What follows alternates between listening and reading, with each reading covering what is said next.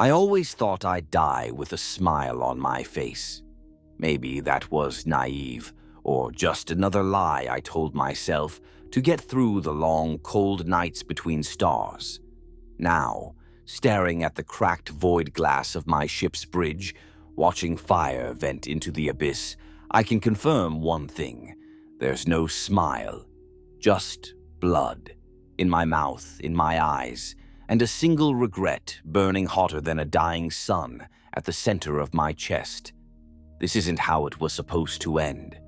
Alarms scream, drowning in and out as power falters. In the flicker of sparking consoles, I see my reflection.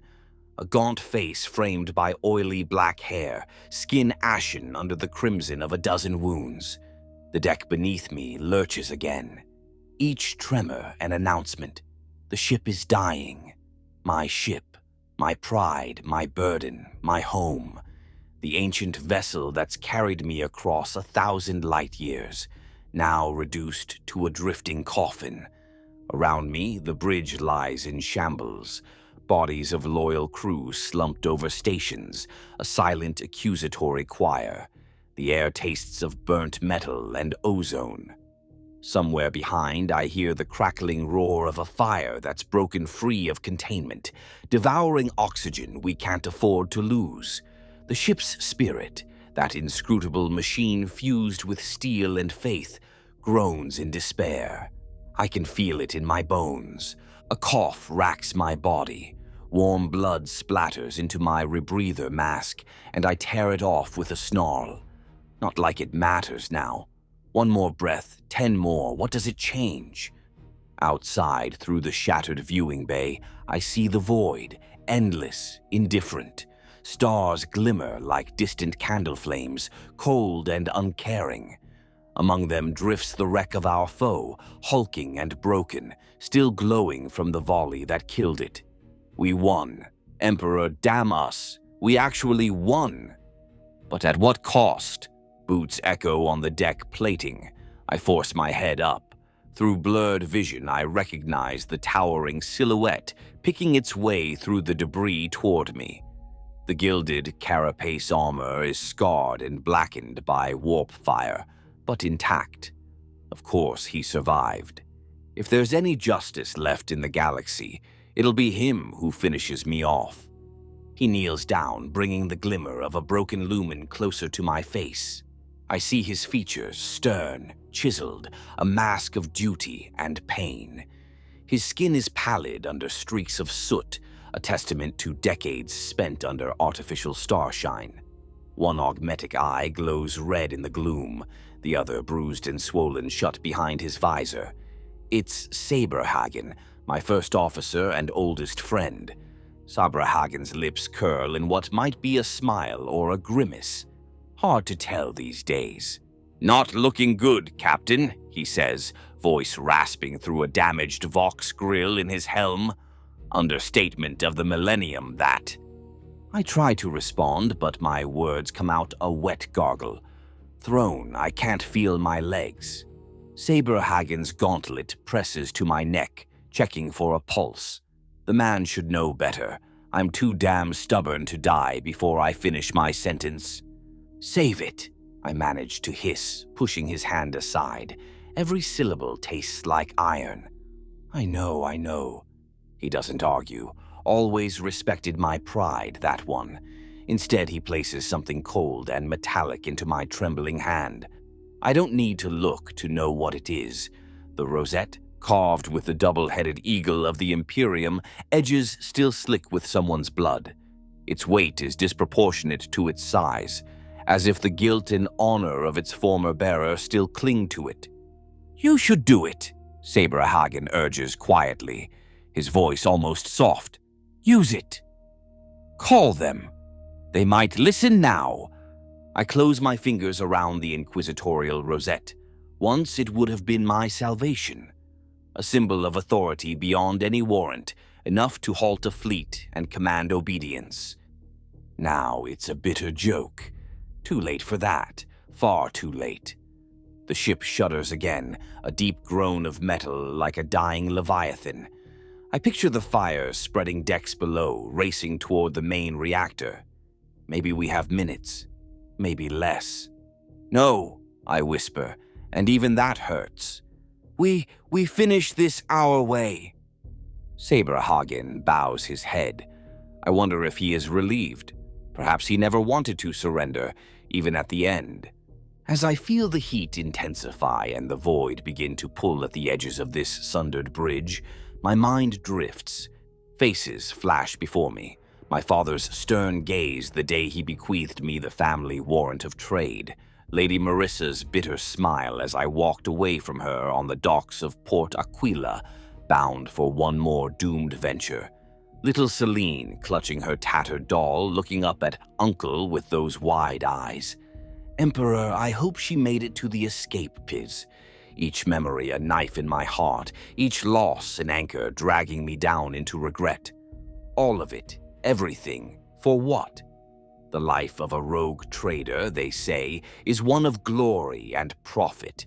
They speak of us with envy and fear in equal measure. Rogue trader, the free agent of the Imperium, holder of an ancient warrant, conqueror of new worlds, tamer of the unknown. If only they knew the price we pay for that precious freedom.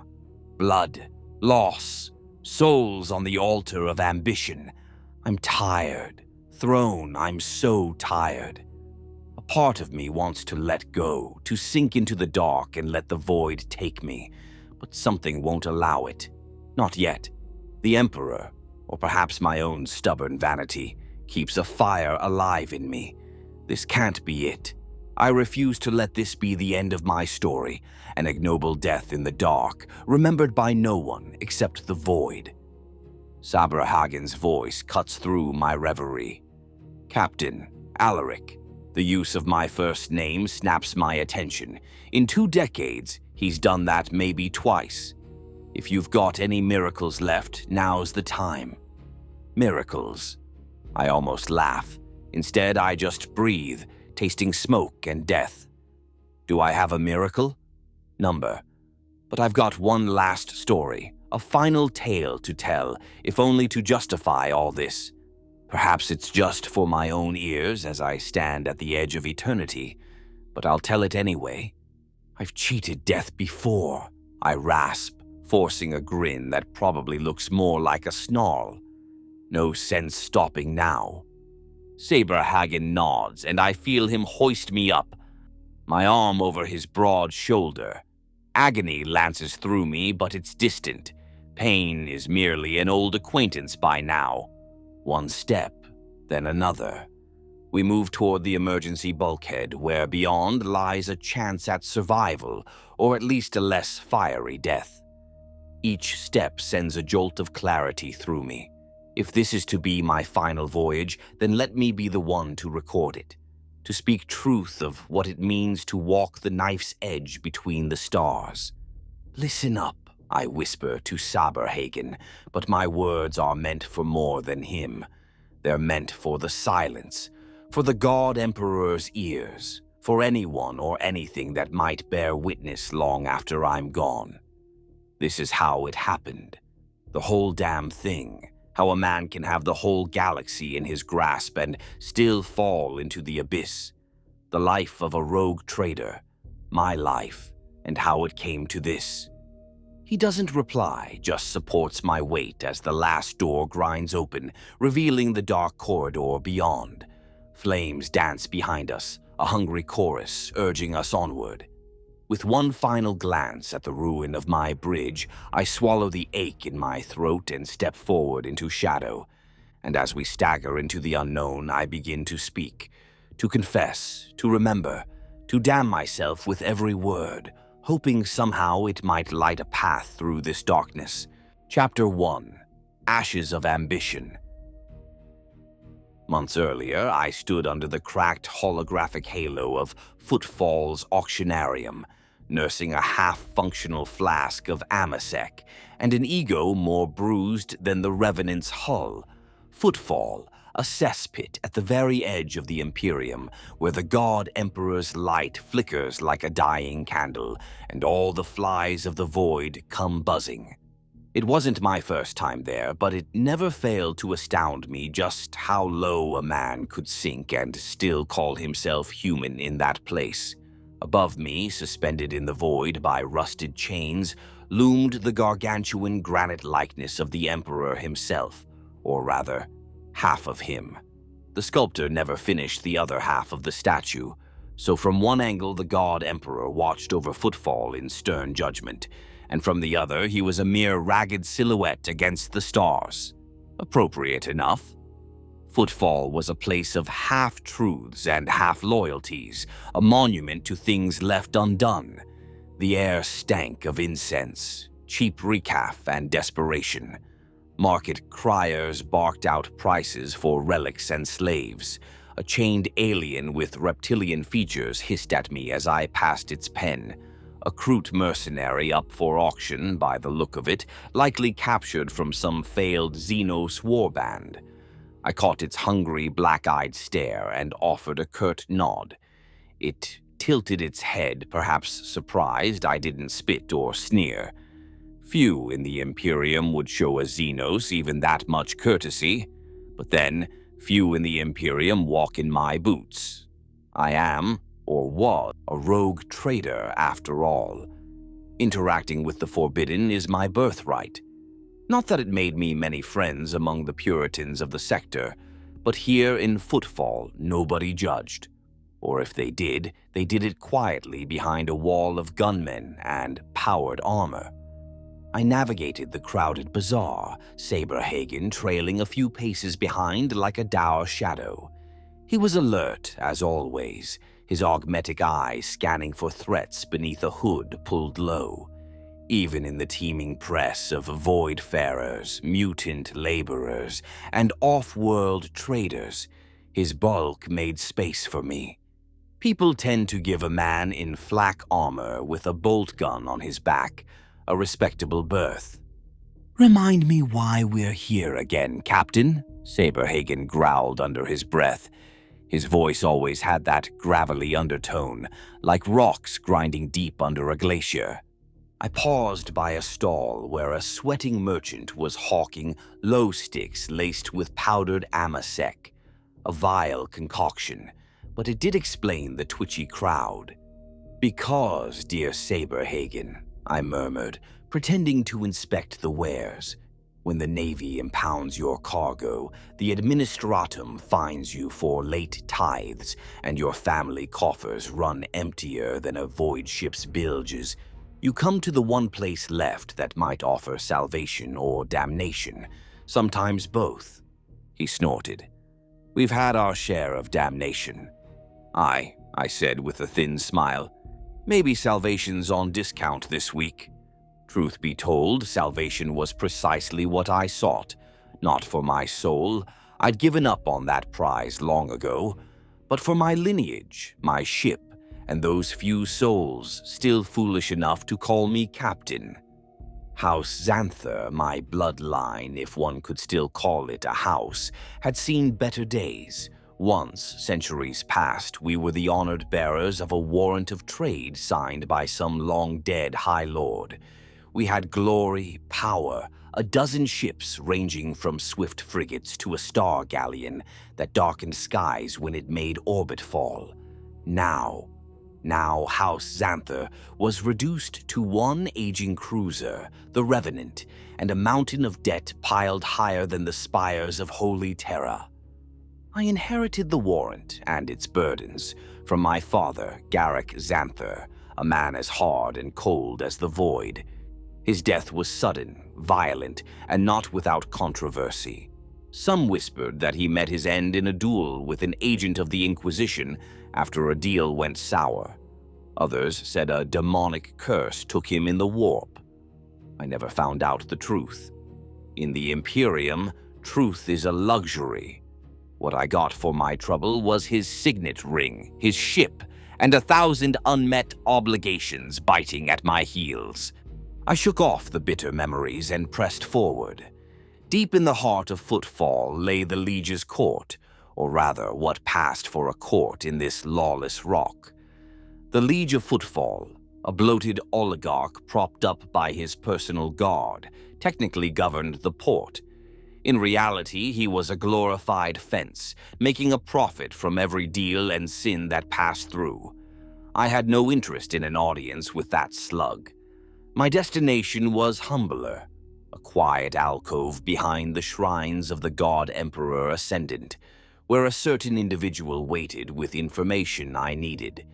We pushed past a throng of pilgrims in tattered void suits, kneeling before a faded fresco of Saint Drusus.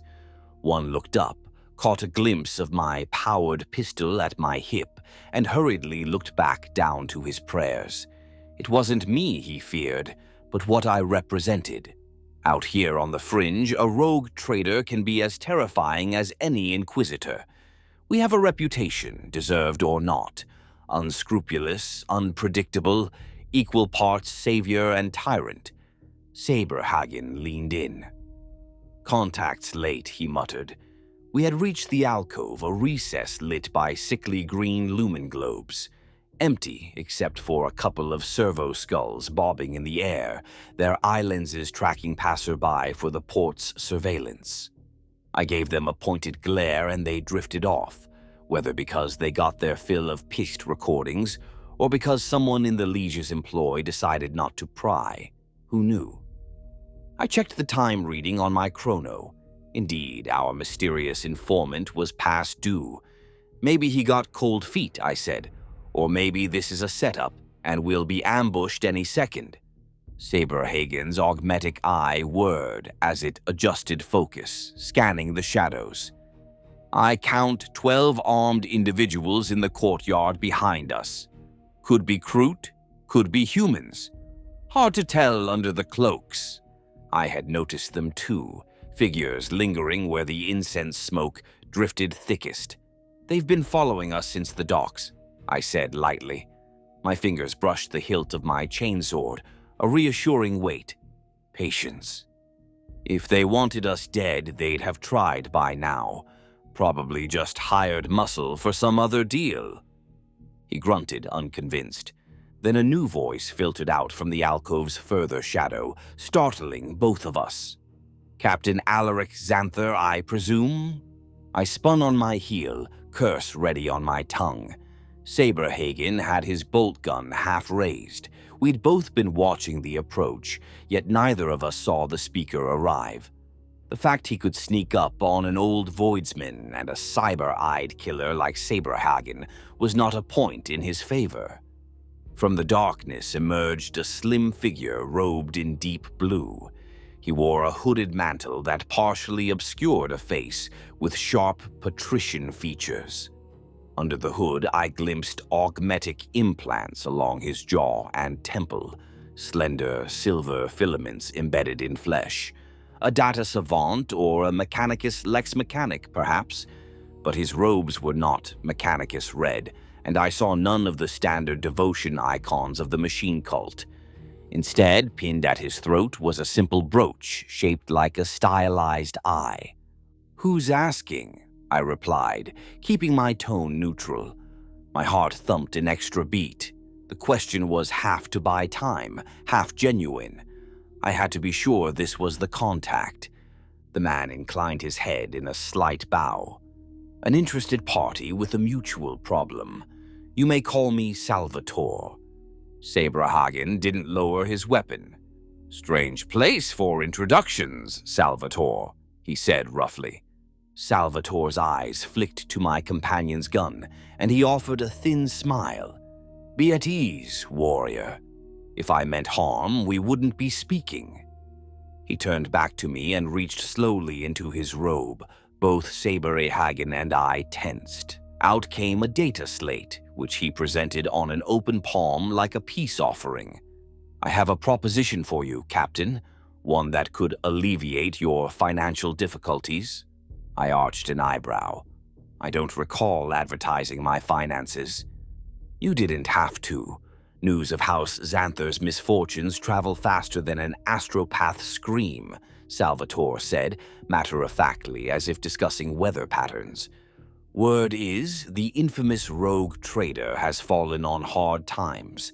Cargo seized, trade routes collapsed, debts owed up to his noble ears. And yet, here he is, still kicking. He tilted his head, studying my face. That tells me you're resourceful and desperate. I bit down on a sharp retort. He wasn't wrong, but I didn't like strangers rubbing salt in my wounds. Get to the point. Salvatore activated the data slate. A hollow projection flickered to life above it. A star chart, old and partially incomplete by the look of the notation. I recognized the broad strokes, the halo stars, that perilous outer reach beyond even the fringe systems. Few Imperial charts dared to map those regions in detail, for few who ventured there returned. One planetary system was highlighted in a pulsing red outline.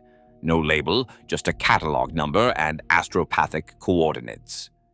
This system lies beyond the boundaries of common Imperial star charts, Salvatore explained. It was once visited during the early crusades of the sector, then lost to bureaucratic obscurity. It has a human designation, though. Salvation's End. Charming, Saberhagen grunted, finally lowering the bolt gun a fraction. I frowned. The name tickled something in my memory. Possibly a mention in one of my father's old journals or an old starfarer's tale. I prefer coordinates to folklore, I said. And what, pray tell, makes this system worth my time or your interest? Salvatore's smile widened a hair. Salvation's End was home to an Imperial colony ship that disappeared millennia ago during the Age of Apostasy, the Saint Aurora. According to fragmentary records, the colony mission was lost in warp transit and presumed destroyed, but if the data I uncovered is correct, the Saint Aurora emerged from the warp at Salvation's End, mostly intact. Now he had my attention. A lost colony ship from millennia past, the salvage alone could be priceless. Archaeotech, ancient archaeodata, perhaps even a standard template construct archive, though that last was the wildest of dreams. Even a fragment could repay my debts tenfold. "And you know this how?" I asked carefully. He tapped the side of his head where the filaments gleamed. "I have made it my business to know things, Captain. Let's say I acquired portions of a logbook from a navigator house that served aboard the Saint Aurora. The log detailed their emergence and the first few years planetside. There were tantalizing hints of what they found there." His gaze drifted to the hollow. The world was rich in resources and artifacts. Possibly Xenos in origin, older than human settlement. At the word Xenos, Saberhagen stiffened again and made the sign of the Aquila across his chest. I could almost hear the caution bells ringing in his head. I'll admit they rang in mine too. Ancient Xenos artifacts are the sort of thing that tiptoe along the knife edge of heresy. But they also fetch a glorious price on the cold trade markets, or even legitimate sales to the Mechanicus, if labeled correctly. An interesting story, I said aloud, keeping my voice flat. But that's all it is until proven otherwise. Why come to me? If you have this data, you could petition the Administratum or the Navy. Salvatore chuckled, a dry, raspy sound. Oh, I could. And within a week, half the sector would know, and every rival trader and treasure hunter would be en route, along with a detachment of the Inquisition just to keep things lively. No, Captain, discretion is paramount. Your kind, rogue traders, have a unique mandate to operate independently, and you, in particular, have a reputation for bold action off the charts. So I'm convenient and expendable, I summed up. The robed man neither confirmed nor denied it. I prefer uniquely qualified. I exchanged a glance with Saberhagen. His organic eye narrowed, the red glow of the augmetic unblinking. I could guess his thoughts. It smells like a trap, but also like the only chance we've got. I faced Salvatore. Suppose we find this salvation's end. What exactly are we looking for, and how do we profit? Salvatore deactivated the slate and tucked it away, the hologram blinking out. The colony carried a great many things, but what concerns me is a particular relic listed in the manifest. The Eye of Eternity. He let the name hang in the air a moment. It meant nothing to me, though it certainly sounded melodramatic. Some sort of stellar device, origin unknown. The log suggests it was discovered by the colonists after planetfall, embedded in the world's crust. The authors of the log spoke of it with reverence and fear. Ah, of course. A cursed treasure. This just got better and better. I kept my expression carefully neutral. Fear, you say? One entry mentioned ill luck and madness befalling some of the settlers after they unearthed the artifact. Shortly thereafter, contact with the colony ceased entirely. Whether due to internal strife or external threat, we don't know. But presumably the relic remains there. Silence stretched between us. The distant babble of footfalls market felt oddly muted, as if this alcove were cut off from the rest of reality by the weight of Salvatore's proposition. I rubbed my chin thoughtfully, feeling the stubble rasp under my gloves. So you want me to retrieve this Eye of Eternity from a cursed lost colony out past the halo stars, and in return, settle your debts. In riches, in knowledge, whichever you prefer. Salvatore's voice dropped to a silken cadence, as though tempting a sinner with absolution. I have backing, Captain. Patrons with resources. You deliver the relic to us, and House Xanther's ledger will be wiped clean. Perhaps even a stake in the discovery, a world for you to bring into the Imperium's fold and claim as your own domain. A new start. A new start. Emperor, help me, the words ignited a spark of longing in my chest. To restore my family's fortunes, to raise our banner over a new world. Was it possible, or was I dancing into a web? I've danced in webs before. Sometimes you let the spider think it has you, then cut your way out from the inside. This could very well be a spider's web, but I didn't see any better options presenting themselves. Fortune favors the bold, or so the old saying goes. Still, due diligence. And if I refuse? Salvatore shrugged lightly. Then I find another captain with more vision. And you likely spend the rest of your short life running from creditors until one puts a lasbolt in your back.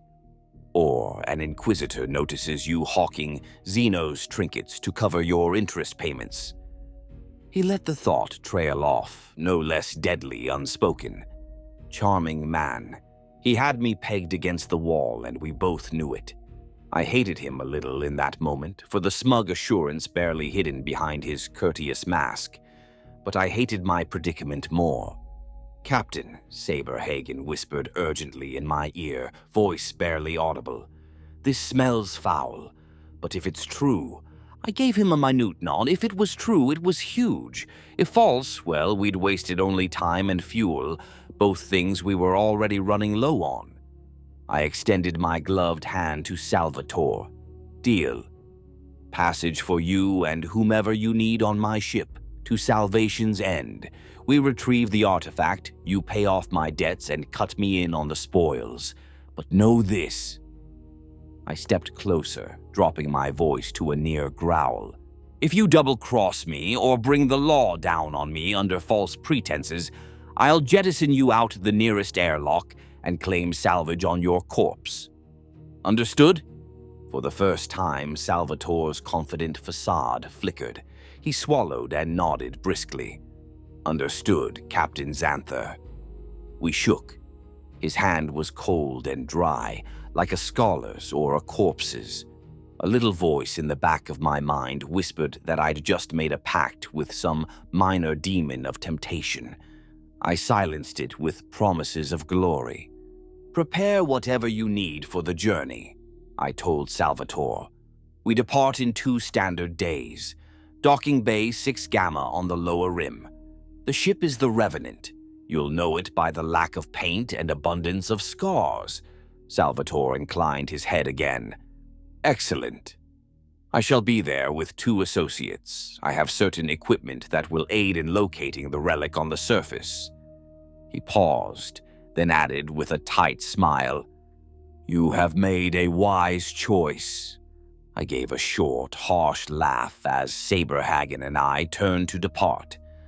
I'll let you know just how wise when this is over, Salvatore. As we left the alcove, Saberhagen glanced back, keeping an eye on Salvatore until the man melted away into the shadows once more, as if he'd never been there. The figures in cloaks, presumably his protectors, also vanished. A spider and his brood, indeed. Back in the cacophony of Footfall's main thoroughfare, Saberhagen voiced what we were both thinking. Could be a trap. Could be, I agreed. We've danced with worse devils. We have. I sighed, the weight of the agreement settling on me like lead. 2 days to prepare, not much time to ready a ship for a voyage beyond the fringe. Get the crew recalled from shore leave. And discreetly mind, no chatter about this destination. Aye, sir. As Saberhagen moved off to vox the order to our officers, I lingered a moment among the throngs. A street preacher nearby was ranting about the Emperor's grace reaching even to the edges of the void. I wondered if that grace extended to me. Probably not, but if the Emperor wouldn't save my fortunes, perhaps a dead colony might. Above, the half-statue of the Emperor loomed. From this angle, I saw only the unfinished side, featureless, faceless, just an outline of a man, hollow and blank. It felt like an omen. I spat out the taste of Footfall's recycled air and squared my shoulders. Damn the omens. I'd lived under a cloud of them too long. Salvation's End, I muttered to myself, letting the name roll around my tongue. Bitter and hopeful all at once.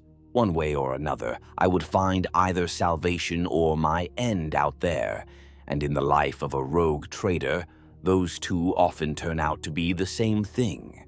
Chapter 2. Into the Maw. True to my word, we left Footfall in 48 standard hours.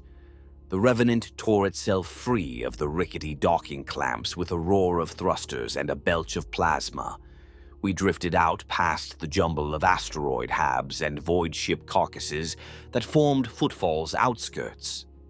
Saberhagen relayed clearance codes to the Liege's traffic control, and for once, no one tried to extort a last-minute docking tax or patriotic donation for our departure. Perhaps Salvatore's mysterious influence greased the wheels. More likely, the port officials had decided House Xanther was bled dry enough. On the command throne, I surveyed my bridge crew, familiar faces at their stations, each a pillar holding up what remained of my little empire. To my right, hunched over the nav console, Navigator Sorelda von Holt whispered catechisms as her third eye guided our course plotting. The pale, shrouded woman looked more corpse than human under the dull lights, her mutations hidden beneath layers of silk, leaving only a gaunt face and 2 lidless normal eyes that stared fixedly at the runes flickering before her. A small silver aquila hung from her neck, swaying with each tremor of the ship, a talisman of faith against the hell she must soon peer into. At the cogitator pit, Magos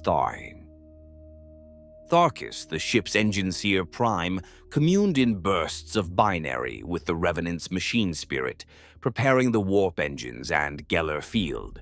Tharkis's lower body fused into a 4-legged ambulatory unit long ago. He skittered from station to station like a crimson metal spider, fine manipulators adjusting valves and pressing runes with mechanical precision. He paused only to bellow a final rite into the Vox, a prayer to appease the spirits of the plasma reactors for the strain to come. Somewhere behind me, at the gunner command lectern, I heard Voidmaster Lahane run through the weapons checks. His deep Cadian accent rattled off macro cannon battery readiness and lance capacitor charge as if reciting a grocery list, steady and confident. Sapper Hagen stood at my left, because he always did at departure, one gauntleted hand resting on the hilt of his heirloom power sword. His bolt gun was magnet-clamped to his armor, but within easy reach. The old warrior's expression was neutral, but I caught the tightness around his eyes. He never liked warp translation. Superstition, mostly. A belief that if something were to go wrong, it would be in that vulnerable moment of crossing the threshold. I couldn't fault him. That was the moment we entrusted ourselves entirely to unseen forces and the prowess of our navigator. And then there were our new passengers. Salvatore stood near the Strategium Hololith, hands clasped behind his back. He had traded his simple blue robe for a more utilitarian void suit, though the cowl was pulled up, shadowing his face. Beside him lurked his two associates. One was a tall, lean woman with ash-blonde hair and eyes augmetic green, wearing flak armor under a storm coat. The other was a barrel-chested man of obvious Martian augmentation, heavy servo arms folded across his chest.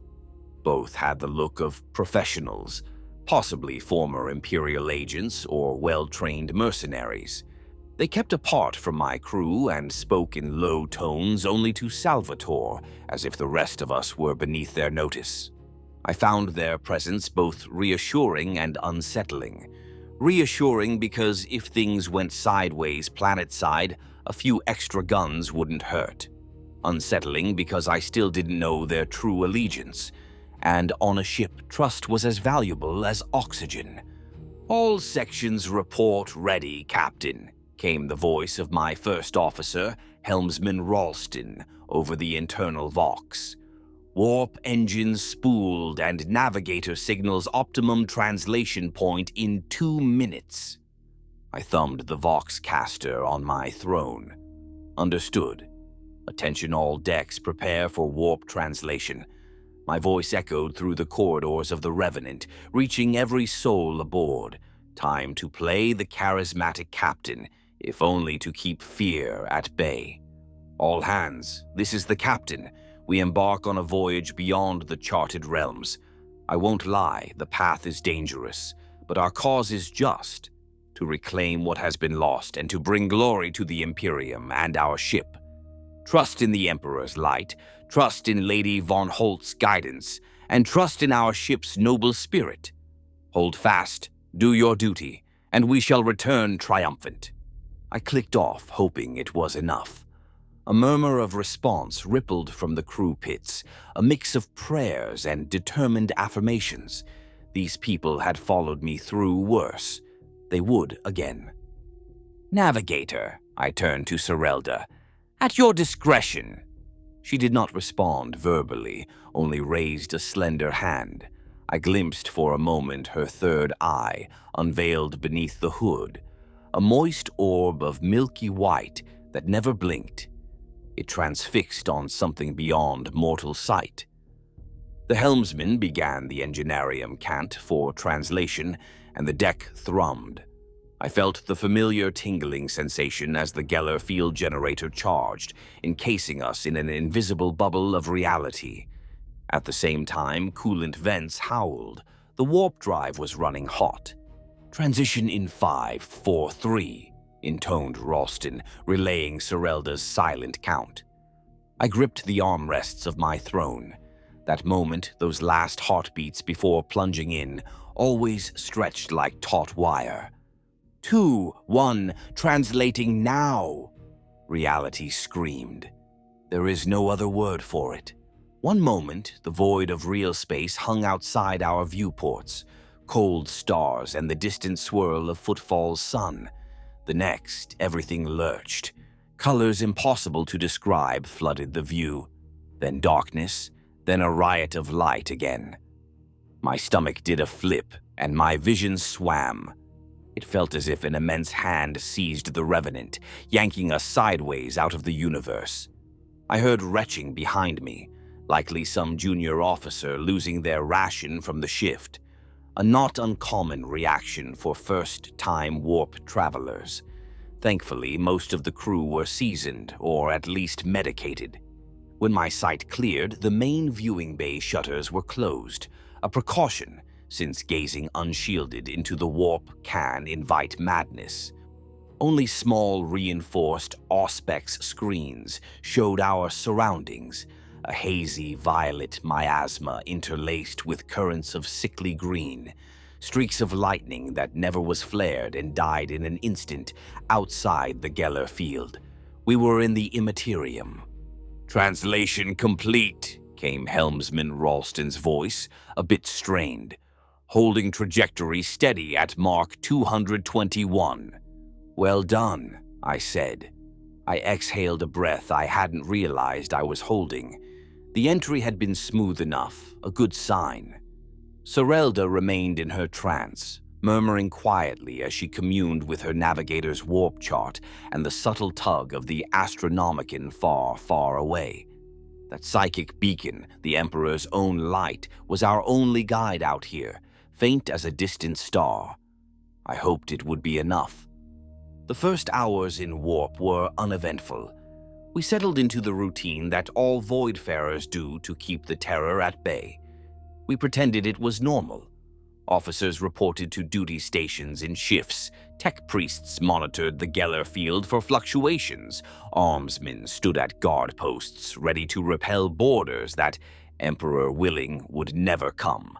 And we all tried not to think about the unreality beyond our thin steel walls. I kept mostly to the bridge at first, partly out of tradition.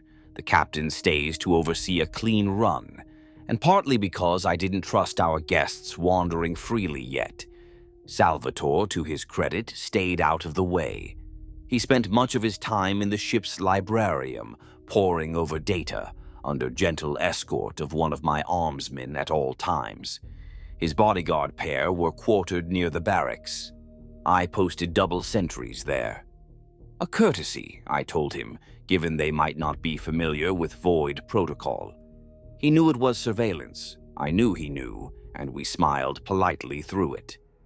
On the second day in the warp, boredom began to set in. That was always dangerous. Idle minds invite whispers from the dark. So I made my rounds. It was important the crew saw me calm, confident. In the mess halls, I shared a meal with the junior officers, even managed a joke or two about Footfall's awful drinks. In the barracks, I sparred briefly with some of the armsmen. They enjoy seeing the Lord Captain take a few practice swings, even if I let them win by a narrow margin to boost morale. All calculated, all necessary. Saberhagen accompanied me everywhere, like a stern watchdog. Between activities, he leaned close. "So far, so good," I grunted. "Don't jinx it." He tapped a finger on a warding charm hanging from his neck, a habit. "Gut says the true test comes when we get there." I didn't disagree. The warp leg was just the approach. The real danger lay in what we might find at journey's end. How are the men handling our guests? Carefully. The woman, she calls herself Marwa, nearly started a brawl when one of our ratings bumped into her.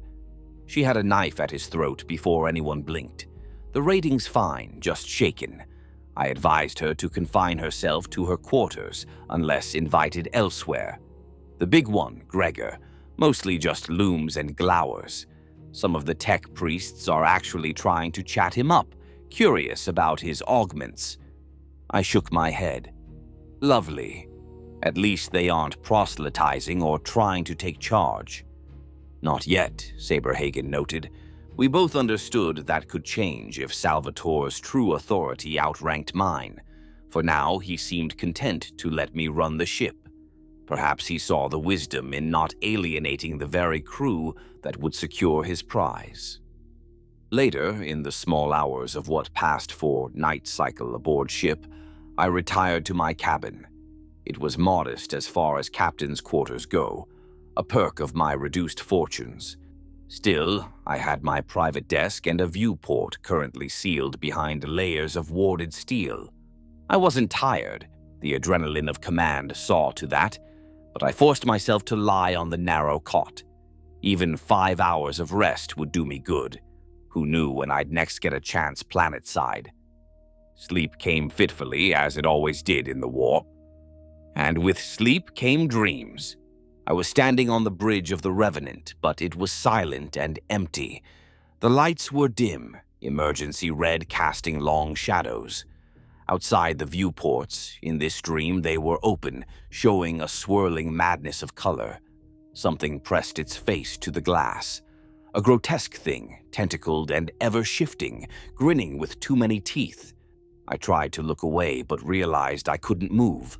I was frozen in place, a statue. Around me, one by one, the bodies of my crew appeared.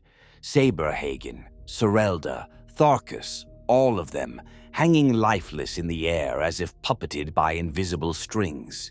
Their eyes were black voids, and their mouths hung open, spilling seawater. The seawater pooled and rose around my feet. I struggled to breathe. The air tasted of salt and rot. Then the creature outside spoke, directly into my mind. "You seek salvation," it hissed, voice like oil on water. "All you will find is us." I woke with a gasp, nearly tumbling off the cot. My skin was clammy, heart hammering.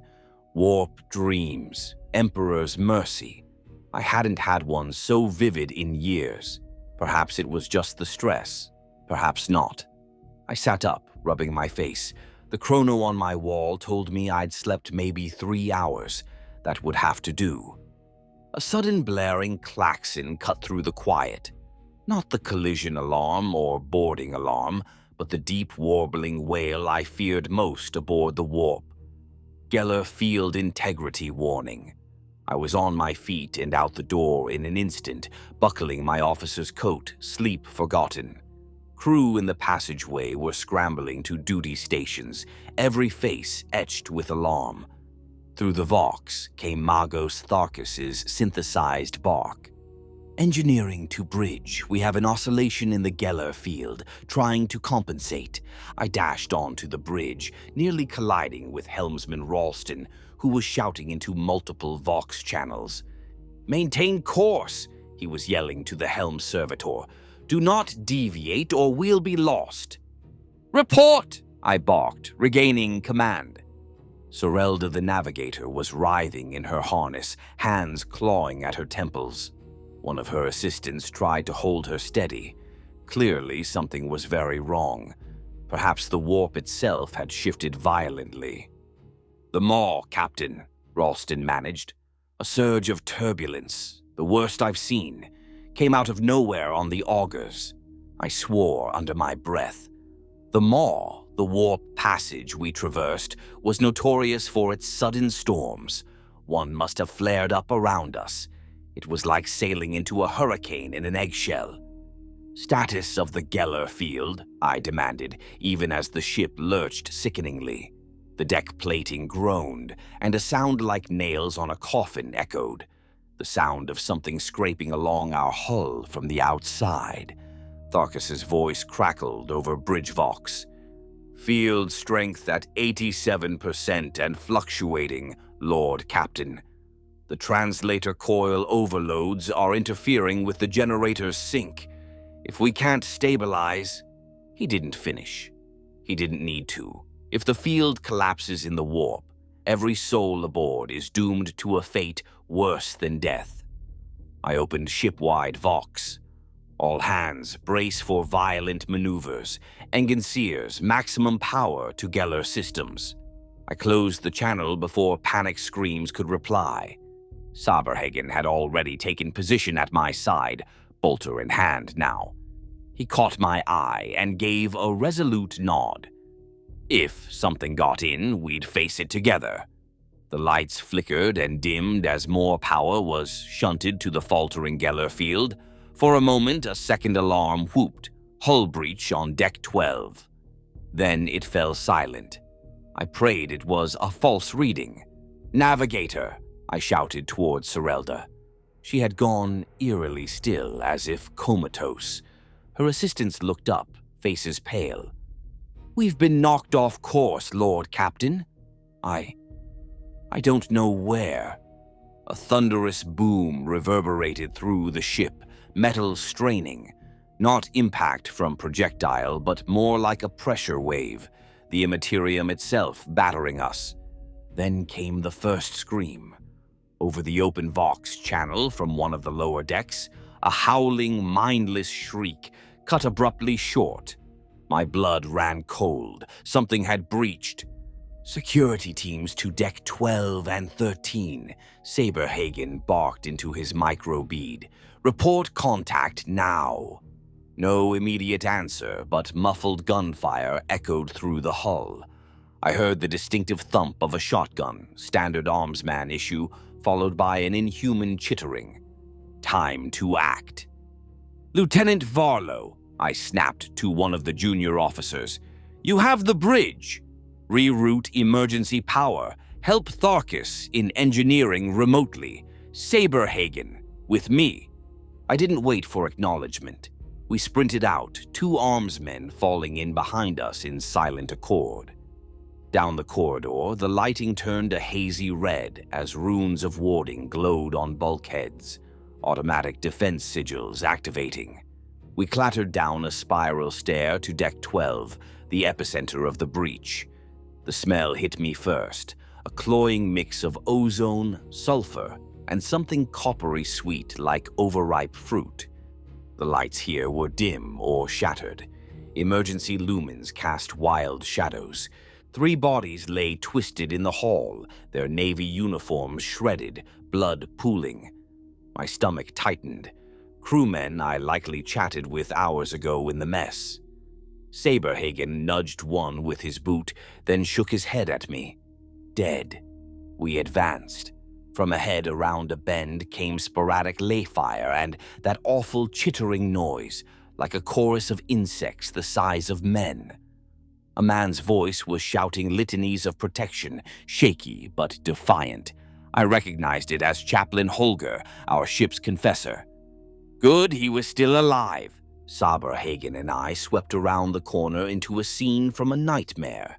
6 armsmen formed a firing line down the corridor, weapons trained on "Emperor, save us." At the far end, where a section of hull wall shimmered with an eerie purple glow, reality itself was torn. It looked like a gaping wound in the air, edges writhing. From that wound spilled creatures from the darkest of children's tales and worst of scripture.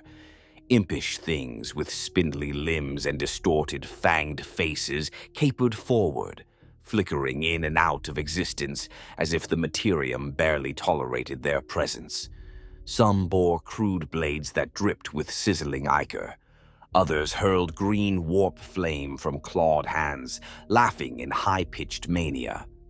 Our men fired disciplined volleys into the swarm. Bolts and last bolts cut into the demonic flesh, and some creatures burst like rotten fruit, splattering gore that evaporated into mist. But more clambered over their remains, cackling. Chaplain Holger stood behind the line, reciting the rite of banishment from a scroll held aloft, his voice cracking but fervent. Each time he shouted the Emperor's name, the creatures recoiled slightly, smoke curling from their skin. It helped, but he was faltering. "We're with you," I roared, raising my own pistol.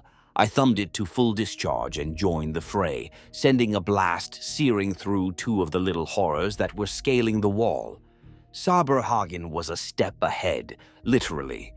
With a guttural battle cry, he charged. The power field of his sword ignited with a blue snap, and he cleaved through a knot of the fiends, slicing limbs and torsos that dissolved as soon as they hit the ground. A stray warp flame licked at his shoulder guard, leaving black scorch marks, but he pushed through, fearless. The presence of their captain rallying seemed to steel the armsmen. Their volleys grew focused. A particularly large imp, perhaps the size of a child, with a swollen head and eyes like burning coals, leapt onto one of the men, clawing at his face. The armsman screamed, but another bashed the creature off with his rifle butt. Holger stepped forward and shoved a silver aquila into the demon's mouth, chanting through his own terror. The imp hissed and melted around the holy icon. Seconds stretched into an eternity, but finally we thinned their numbers. The few remaining horrors gibbered curses in no language I knew, then flung themselves back toward the rift, disappearing with wet pops back into the unreality that spawned them. For a moment, none of us dared breathe or move. Saberhagen stood chest-heaving, sword raised, ichor dripping from its edge. The armsmen kept weapons trained on the empty air, expecting the foe to reappear. Holger fell to his knees, clutching his aquila, whispering prayers of thanks now rather than protection. I approached the ragged, shimmering tear in reality. It was contracting slowly, like an eye closing. Likely the only reason those demons could breach was a momentary fluctuation in the Geller field that coincided with their proximity. Now, as the field restabilized, Tharkus and the engineers must have done their job. The rent was sealing. Just before it closed entirely, I glimpsed something on the other side. Shapes, tall and gangly, far more imposing than the imps we'd fought, held at bay by a flickering golden sheen, the last reach of our field. They watched with hateful, hungry eyes. I stared back, memorizing every twisted detail, rage boiling in me at the violation of my ship. One of them, its form crowned with burning horns, reached a clawed hand towards the gap as if to force it open. Then, with a final crackle of warp energy and a gust of putrid wind, the tier snapped shut. Reality reasserted itself. The humming of the Geller field returned to its normal, steady thrum. It was over. For now. I let out a breath I hadn't known I was holding. Bodies and body parts of crew and creatures alike littered the hallway. I closed my eyes for a heartbeat, pushing down the mix of fury and horror. There'd be time to mourn later. Casualties? I managed to ask.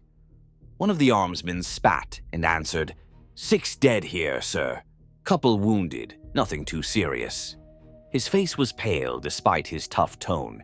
He'd likely need a tonic to sleep later. Bridge here, crackled my vox bead, Varlo's voice. Captain, field is stable, warp turbulence passing.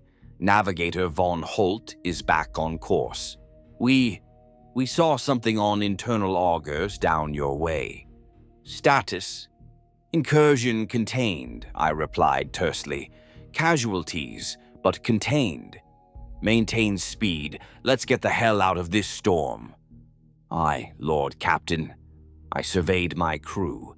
Saberhagen was already helping an injured armsman stand. Holger was shakily giving last rites to a fallen. The others watched me with a mix of relief and lingering fear.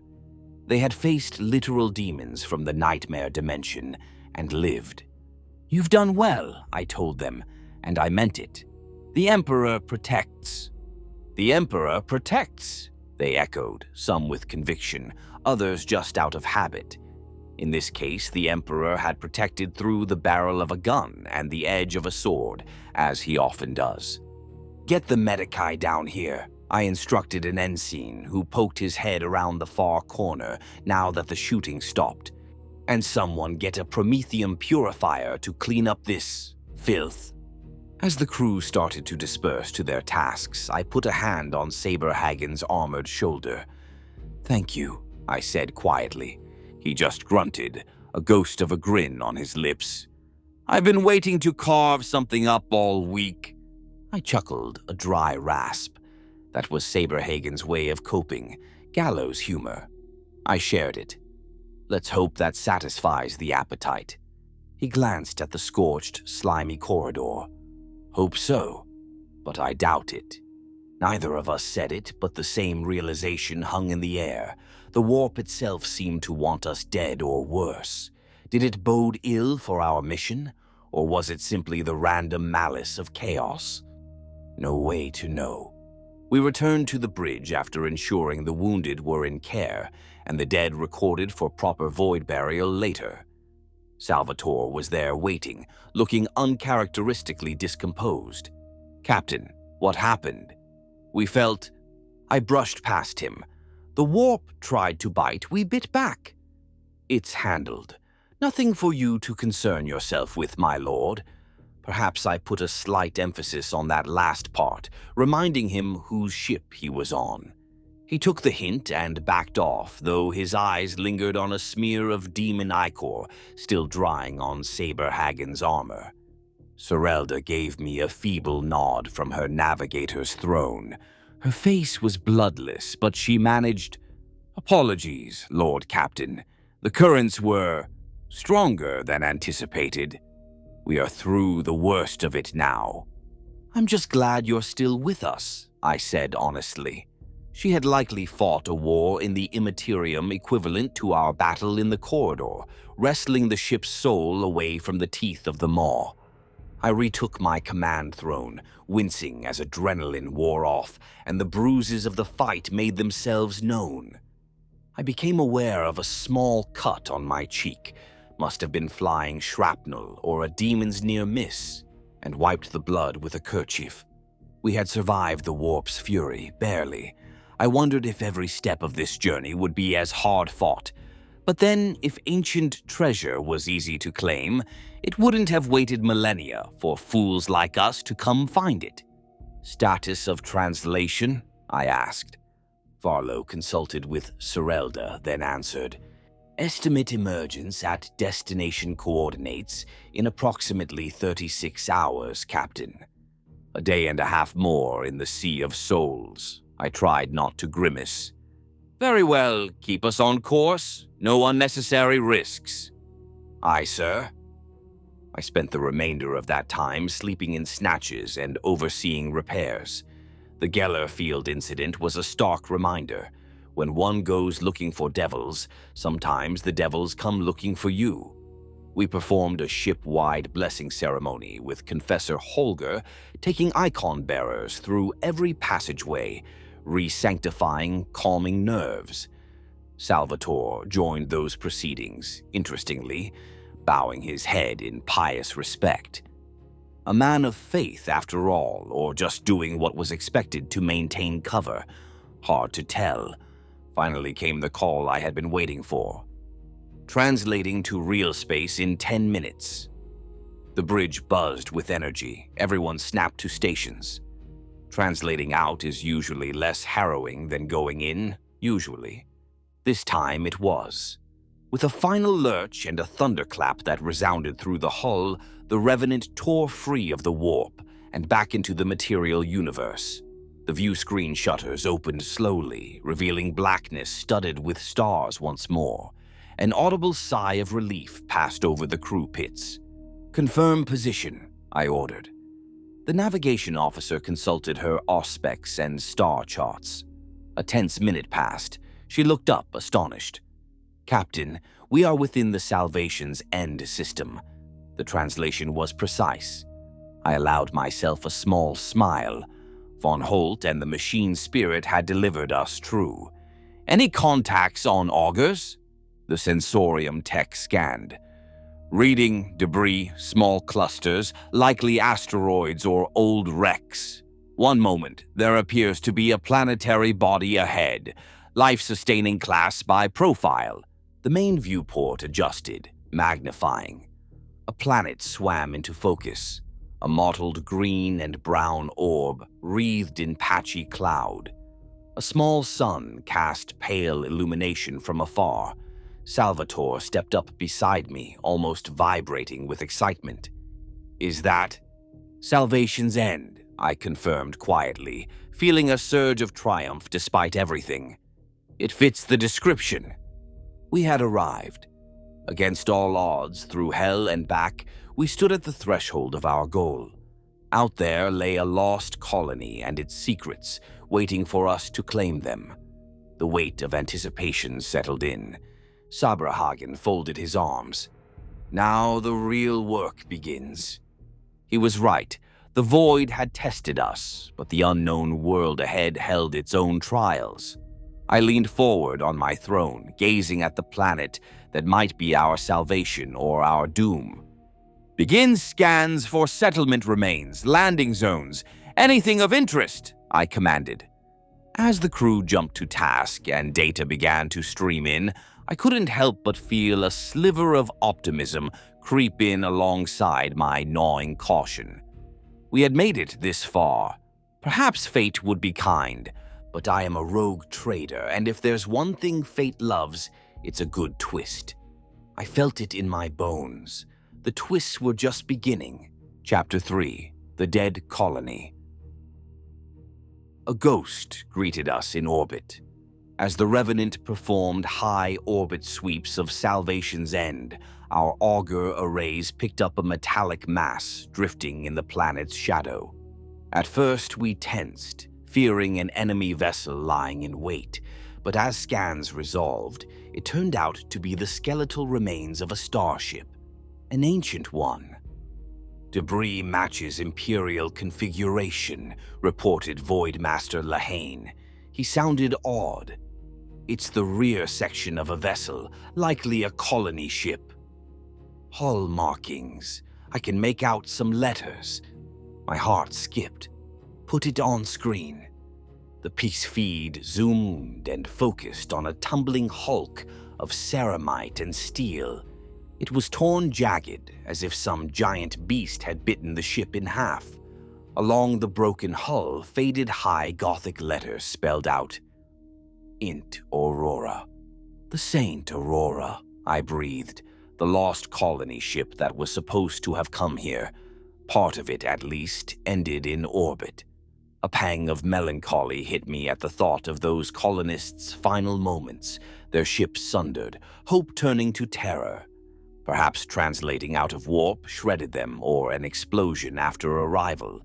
Either way, only wreckage remained above.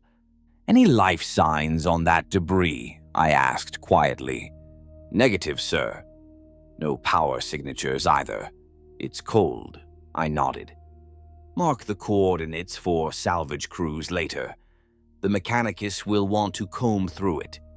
With that grim discovery logged, we turned attention to the planet itself. Salvation's End was Earth-like in mass and atmosphere, ironically inviting for a place that held so much death. Our scans quickly found the main colonial settlement on a broad northern continent. It was impossible to miss, a sprawl of geometric shapes half buried in vegetation, with some metal structures still standing. No energy readings, no comm signals. A silent, static grave. From above, it looked like the colony had been substantial, perhaps tens of thousands of people at its height. But that was mere speculation until we set foot there. "Prepare the Aquila lander and 2 gun cutters," I ordered.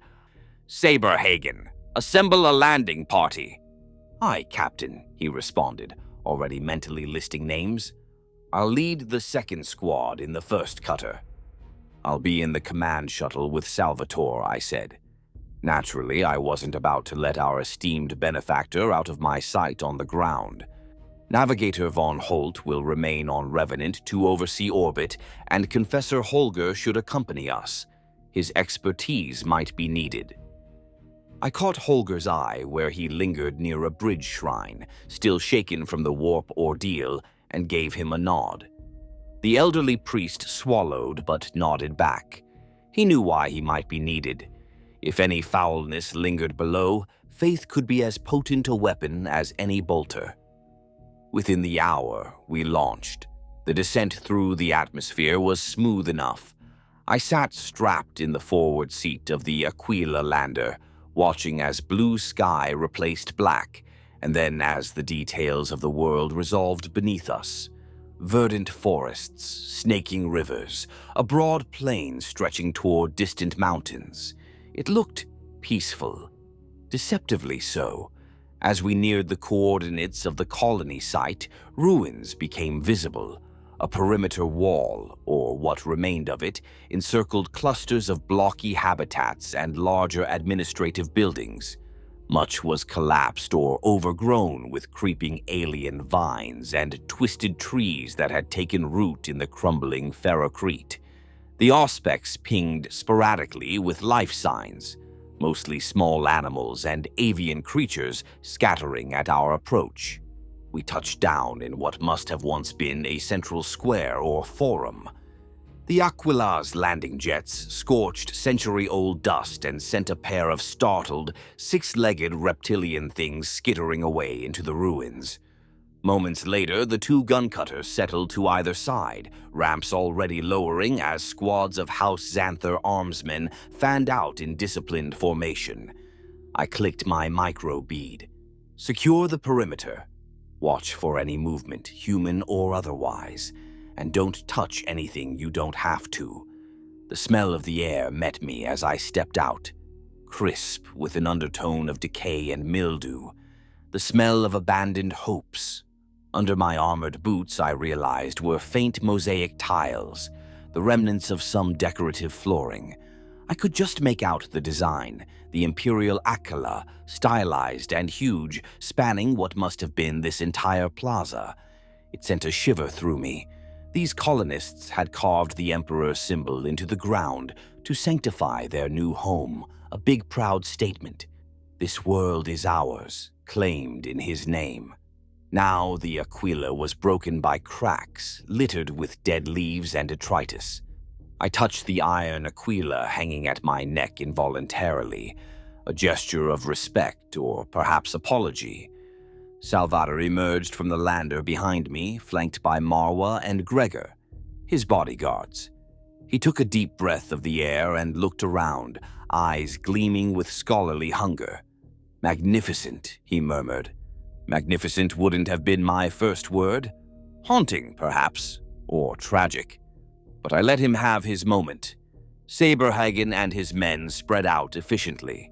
"Clear over here," came one voice from a pile of collapsed habs. "No contacts, just old bones," reported another grimly, finding the colony's former residents, no doubt. Holger, leaning on his staff, whispered prayers as he walked a small circle around our landing site, sprinkling recaf ash from a vial, a quick consecration of ground for safety. I was grateful. Psychological or not, we all felt better for it.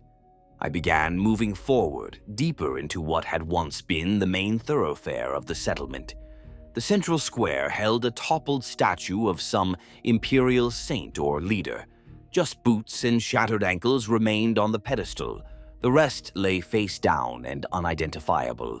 Surrounding it were what might once have been market stalls, now just outlines in dust.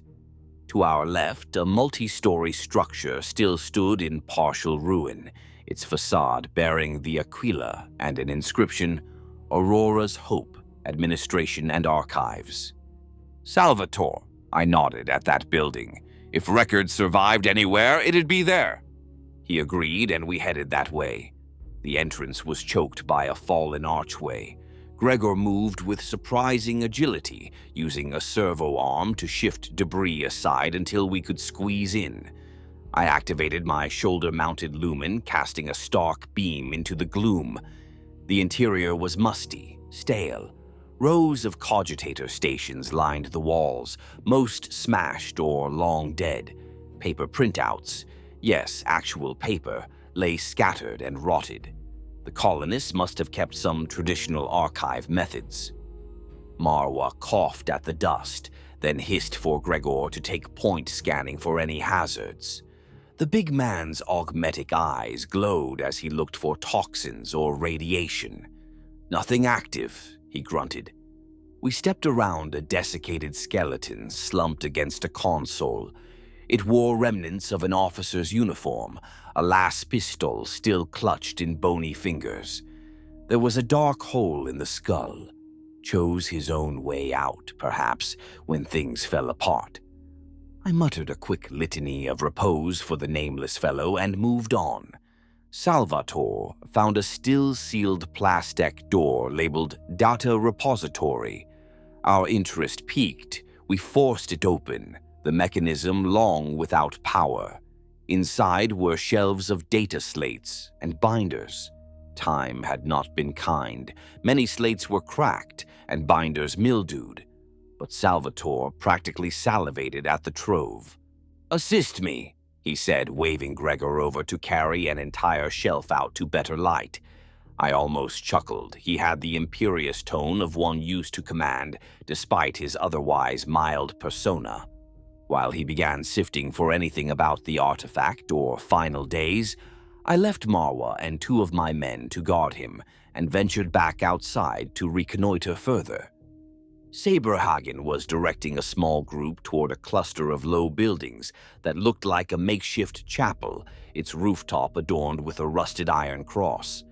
Meanwhile, a young lieutenant in my crew approached, saluting. "Sir, we found something at what appears to be the colony's edge." He led me a short distance out of the square, down a broad avenue now split by encroaching tree roots. At an intersection, a large gap in the perimeter wall gave way to an open field beyond. The ground there looked disturbed and uneven. As we got closer, I realized why. It was a grave field. Hundreds of mounds arranged in rough rows. Some had makeshift markers, bits of metal or plastic, with faint writing. Many markers were toppled or gone entirely. My armsmen were quietly walking among them, weapons lowered in solemn respect. There was no movement save the wind rustling dry grass. I knelt by one grave whose marker still stood. Scratching away lichen, I read, "Mira Holt, 45 years. Beloved wife and mother. Taken by the sickness. 322.M39. M39. So about 1,000 years after colonization, if they arrived roughly mid-M38 perhaps. The colony lasted a good while before whatever happened. Sickness, I murmured. That could explain a lot. Perhaps a plague decimated them, or the sickness was how they named something more sinister. Another marker simply read, "Forgive us," with no name or date. That one gave me pause. One of my men called out softly, "Captain, over here." He stood at the far end of the field where the graves stopped abruptly. Beyond that point, the ground was blackened, as if by fire. I walked over, careful not to tread on any resting place. The burnt stretch extended maybe 50 meters and terminated at a large depression in the soil, a crater-like pit. Inside the shallow crater lay wreckage, twisted metal beams, shattered plasteel panels, and shapes that looked like engine parts fused into slag. I recognized pieces of a warp drive, or what used to be one. This was likely the forward section of St. Aurora, or parts of it, which had crashed here. The explosion or impact must have caused a fire, hence the char. Among the debris, I also saw a cluster of smooth, unnatural black stone jutting from the earth, almost like the tips of an iceberg. They looked out of place, too regular in shape, forming a circle around the crater's center. I frowned and made a mental note of it. A crackle came through my vox. Salvatore. "Captain, you should see this." His voice was tense with excitement. I retraced my steps quickly back to the administration building. Inside, Salvatore had several data slates spread on the floor, some flickering weakly with power from an improvised battery pack Gregor must have rigged. "I found partial logs from the colonial governor," Salvatore said, pushing his hood back from his face. His cheeks were flushed with discovery. "Listen." He hit play on an audio log. A tinny, static-laden voice issued forth, female and weary. "To record our trials. The sickness, if it is a sickness, continues to spread. Those afflicted suffer nightmares, hallucinations, violence. Father Alvis believes it a curse tied to the relic we uncovered in the mine. I am not a superstitious woman, but nothing else explains the spiral of madness. We've isolated the dig site and imposed a quarantine, but still more hear the call in their dreams. If only we had an astropath to send word to the Imperium, but our only astropath died in the initial crash. May the Emperor forgive my folly. We wanted prosperity, and we found damnation." The recording skipped with a whine, then continued, the woman's tone more desperate, hushed. "Day 189. It killed them, Emperor's Light. It was like they were puppets. Captain Thrace executed 4 of his own men when they tried to open the vault, and their eyes were black as night. They didn't even scream when shot. I'm sealing the vault. We'll bury it if we have to. We cannot allow curiosity or greed to doom us further." Another skip, this time with a loud burst of static that made Holger cross himself and mutter a prayer. The final segment was barely audible, just a whisper. "Last entry. They're coming. Not sure who's still sane. If one finds this, do not open eye. Destroy it, if you can. Emperor, have mercy on our souls." The log cut off.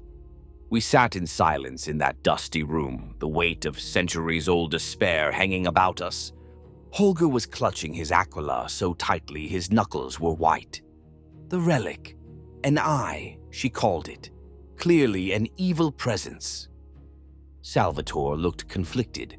Or a misunderstood xeno-artifact that induced a psionic field. Perhaps their isolation exacerbated things. I shot him a look. Call it what you like. The colonists considered it a curse, and people lost their minds over it. That lines up with our warp breach, possibly connected. Saberhagen, who had come in during the playback, grimaced. So they sealed it. Question is, did it stay sealed? I glanced at Gregor. Any readings on unusual energy or materials? Perhaps in a mine or vault, as mentioned? The augmented man nodded. Yes, Lord Captain. I picked up a faint energy concentration below ground, about half a click north on our approach route. At the time, I assumed it geological, but now... He trailed off, clearly disquieted that he had been walking over what could be a Pandora's box. That would correspond near the crater. The black stone circle. I spoke quickly. The crater with black rock ring. That might be the vault. They might have built something around the artifact down in the mine and it blew up, or was intentionally blasted. Perhaps why part of the ship was destroyed if they tried to rig the warp core or explosives to bury it, Salvatore mused. Holger insisted. They said destroy it if you can. That is the Emperor's will. Salvatore opened his mouth to retort, but I held up a hand. We're not deciding its fate here based on a fragment of a log. First we locate it, contain it, then I'll weigh our options. Inside, my gut churned. Destroying it might be prudent, but that meant forfeiting all reward, all the salvage value. Not to mention crossing Salvatore, who likely would not take kindly to me blowing up his precious find. Yet, if this thing truly was corruptive, my crew, my ship, my sanity could be at risk. I found myself unconsciously touching my father's signet ring, something I did when making hard calls. Not yet, I told myself. Let's see it first.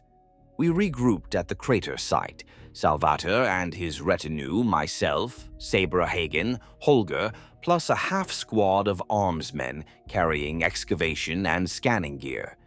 The midday sun, or whatever passed for midday on this world, beat down, making us sweat in our armor. The black stones I'd noted were indeed arranged in a roughly circular pattern, partially collapsed. Up close they were carved columns, each etched with high Gothic script and warding symbols. Holger recognized them as protective prayers. This had been a sanctified barrier, maybe a shrine built to contain or watch over the vault site. Within the ring, the earth had been upheaved. At the center of the crater, we found a heavy plasteel hatch, half blown open from below. Twisted hinges suggested an explosion from inside or below had forced it. A chill ran up my spine. Had something gotten out? Weapons were drawn, lumens on full, as we peered into the darkness beyond the hatch. A tunnel sloped down, reinforced by rock crete. The colony's mine or vault entrance, presumably. Faint, stale air wafted out. I signaled two armsmen to advance, and we followed carefully, descending into the earth. The passage led to a chamber about 30 meters down. The lumens illuminated a gruesome scene. Skeletons, perhaps a dozen, littering the floor around the remnants of an ornate sealing mechanism. A wheel crank and multiple locking bars had been part of a vault door, now torn asunder. The skeletons wore scraps of what looked like militia uniforms. Last stand defenders, probably. Char marks on the walls spoke of a massive detonation or flash burn.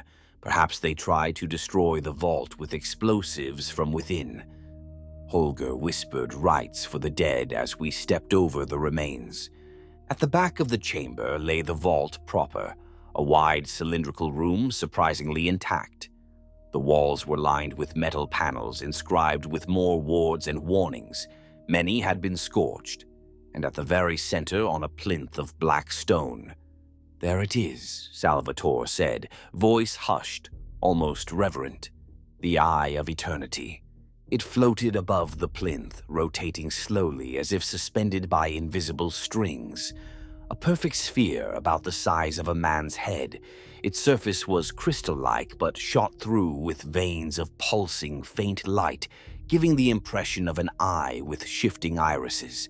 Colors swirled within, now blue, now green, now colors that had no name.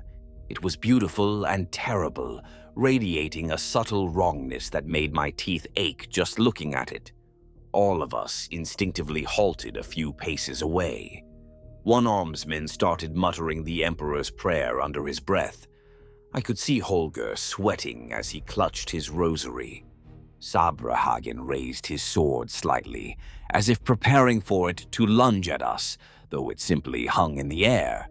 I realized I was holding my breath and exhaled, forcing myself to speak. "Any readings? Radiation? Psychic fields?" One of my men ran an Auspex sweep. The device crackled, its needle spinning wildly when pointed at the sphere. "Off the scale. Something energy-based. Could be psychic." Salvatore stepped closer than any of us, within arm's reach of the plinth. "Marvelous. It's intact after all this time." Holger hissed, "Do not touch it. The logs." "I know," Salvatore said curtly, but I noticed he made no move to physically grab it yet. He circled it, studying the sphere from different angles. "If only my containment equipment were here already. We should transport it to the ship with extreme care." Saberhagen murmured to me, "Captain, are we certain of this? That thing caused warp ghosts to claw at us and drove an entire colony mad." I frowned. There was conflict raging inside me. Duty and profit on one side. I had promised to retrieve it, and warnings of doom on the other. My crew's safety, my own sense of right. Salvatore looked over, sensing the hesitation. "Captain, I have containment units aboard Revenant, null fields, stasis generators. Once secured, it will be safe for transport. The colonists lacked such resources. We do not."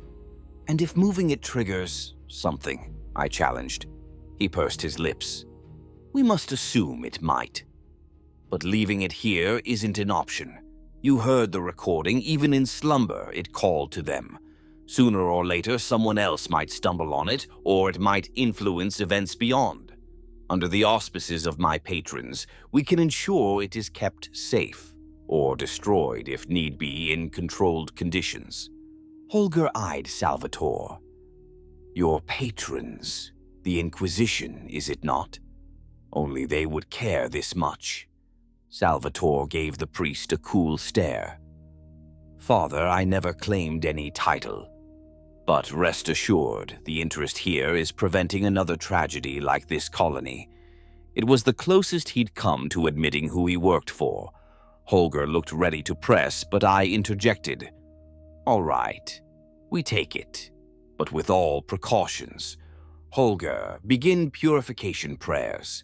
Salvatore, direct Gregor to get the stasis crate down here on the double. We had brought a reinforced relic storage crate on the cutter, essentially a lead-lined strongbox with built-in suspensors for handling volatile artifacts. Gregor tromped off to retrieve it. While waiting, I examined the vault walls. One panel had detailed writing, the colonists' final warning. Thus it ends. Vault sealed by order of Governor Dalila Ma. May the Emperor's wrath curse this eye and all who seek it. We failed. Forgive us. Reading that made my skin crawl. They meant this as a message for any who violated the seal. For us, essentially. I caught Saber Hagen's gaze reading over my shoulder. Cheery, he grunted. I tried to appear unfazed. We won't fail. We're forewarned and better prepared. Eventually, Gregor returned, lugging the heavy crate with two armsmen's help. They set it before the plinth and activated the power. With a hum, the lid slid open, revealing a cushioned interior and flickering runes of active null wards. Time to do the deed. I stepped forward with Saberhagen at my side. He volunteered with a nod to handle it, but I shook my head. My responsibility. I reached out slowly, hands encased in thick leather gloves for insulation. The sphere gently bobbed as if stirred by my presence. Up close, I saw within it shapes like tendrils of smoke swirling. Or perhaps figures. A trick of the eye. Focus. I steeled myself, muttering the litany of endurance I'd learned as a cadet. Pain is illusion. Despair a deceit. I am the master of my soul. For good measure, I added, the Emperor is with me. My fingers brushed the surface of the eye. A jolt, not physical but mental, ran up my arm. I flinched but did not pull back. It was cool to the touch, glassy. Carefully, I wrapped both hands around it. It felt at once heavy and light, as if it wanted to float away yet bore weight in my soul. Holger's prayers grew louder as I lifted it off the plinth. In that instant, I swear the vault dimmed. The glow within the sphere winked out, then reignited with a soft throb, like a heartbeat. I heard a faint sigh echo in the chamber, though none of my people had spoken. My vision swam with an image, a flash of a vast expanse of stars and a black sun at its center. Then it was gone. I realized Saberhagen was gripping my shoulder. Captain, you went pale. I'm fine, I managed, though my voice shook slightly. Let's secure it. We placed the eye into the cradle of the crate. The null field sensors immediately spiked and then leveled as the device compensated, dampening whatever energies it emitted. Gregor sealed the lid and activated locks. The crate hissed, a light turning green. Contained. Only then did I exhale fully. It was done.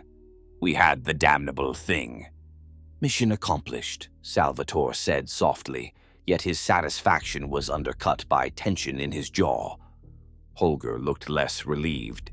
I shall remain uneasy until that unholy orb is either destroyed or off this world and far from human minds. I wasn't about to let him sabotage the plan now, so I clapped a hand on his back. Your faith aided us greatly, Confessor. Continue to lend us your strength a while longer. He nodded, taking it as the compliment it was meant as, even if it was also a redirection of his zeal. We carefully ferried the crate back up to the surface, working in teams to haul it up the tunnel incline with ropes and grunt labor. Every man and woman seemed to want to get out of that vault quickly. None liked being near that sphere, even sealed. Outside, the sky was reddening with late afternoon sun. We must have been down there for a couple of hours. Sir, came a call from a sentry on the wall. Incoming Vox from Revenant. They say a storm system is moving in. Might complicate takeoff if we delay. I looked to the horizon. Sure enough, gathering clouds and a strange bruise purple hue to the east. Weather moves fast on unfamiliar worlds. We needed to leave soon. In truth, I also felt a growing unease the longer we stayed, as if the ground under my boots was a sleeping beast that could wake at any moment now that we'd plucked its eye. We loaded up the lander and cutters post-haste. The artifact crate was secured in the Aquila with Salvatore and me. Saberhagen distributed the squads back to their craft. Within 20 minutes, we were airborne, kicking up dust from the accursed colony and blasting skyward. No one sang or cheered. The silence over the Vox was telling. Everyone was pensive, as though expecting a demon to hitch a ride on our tail. By the time we broke through atmosphere, the storm clouds had fully engulfed the landscape below in shadow. I glimpsed one flash of lightning that oddly looked like a forked, grasping hand. Imagination, I told myself. We docked with the Revenant. I was immensely glad to feel the deck plates of my ship beneath my feet again. But I also knew now we had something dangerous aboard. Set course to break orbit, I ordered as soon as I returned to the bridge. We'll make a short translation out of the system before nightfall. I don't want to linger here more than necessary. The crew jumped to tasks with gusto. They too were eager to put distance between us and Salvation's End. Salvatore politely insisted on overseeing the artifact's securing in a more robust containment in one of our shielded cargo vaults. I detailed 2 of my tech priests and a squad of armsmen to assist him. Gregor lugged the crate like it was a child's toy, and they vanished into the depths of the ship. Saberhagen sidled up to me as I watched the planet recede on our main screen. "Have a bad feeling, Alaric," he muttered under his breath, using my name for once. "That was too easy." I gave him a sidelong glance. "Easy? You call warp demons and digging through bones easy?" He shrugged, the motion making his carapace pauldrons clank.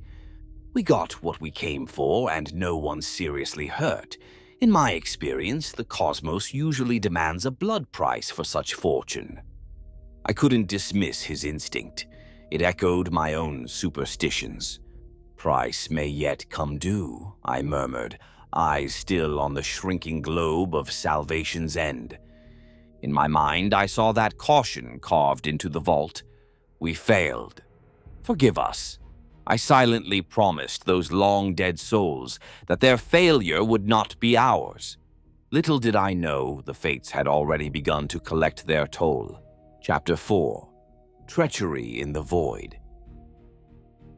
It was the second day of our return voyage when the veil of calm was torn away. By then, the planet Salvation's End was a distant memory and a cold point on the star charts.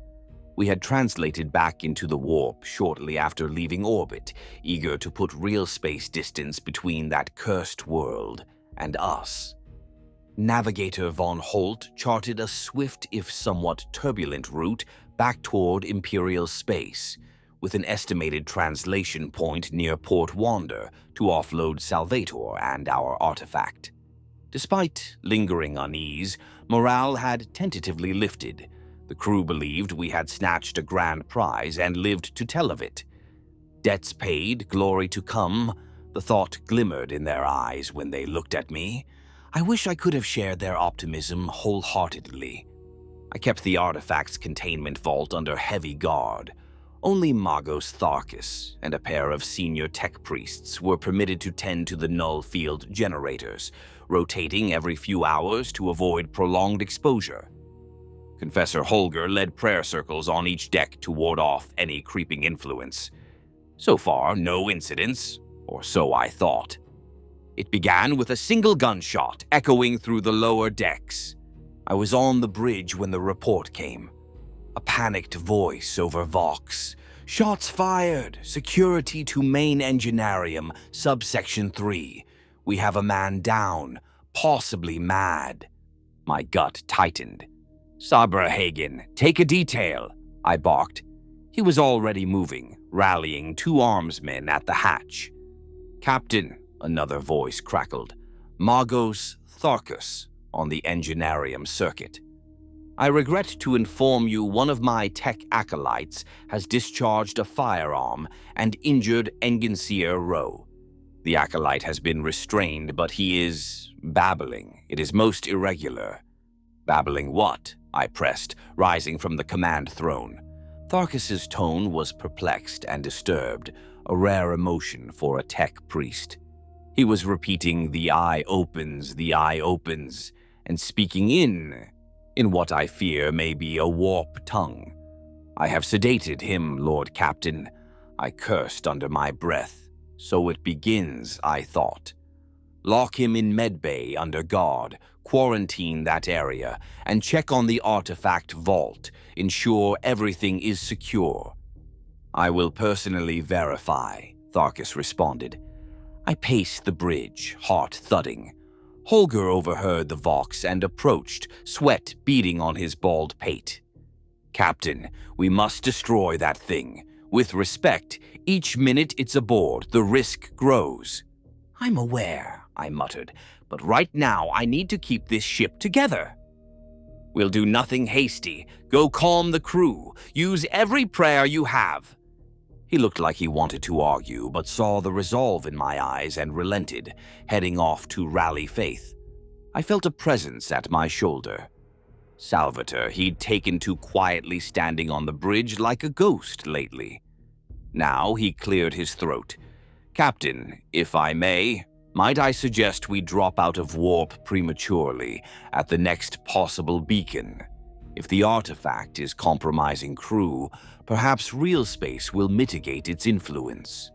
It was a rational suggestion, but something in me bristled at taking advice from him. Still, I nodded. "Von Holt, how soon can we safely translate out?"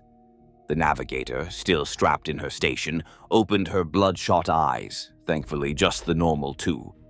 "There is a minor warp route, waypoint about 6 hours ahead, Captain. A reasonable place to exit without severe deviation." "Make it so.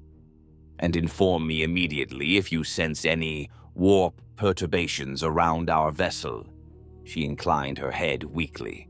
Salvatore began, "Perhaps I should assist Magos Thark." I cut him off. "You'll stay here with respect. I need all parties where I can see them." His jaw tightened, but he gave a short bow. "Of course." Saber Hagen reported in over Vox a few minutes later.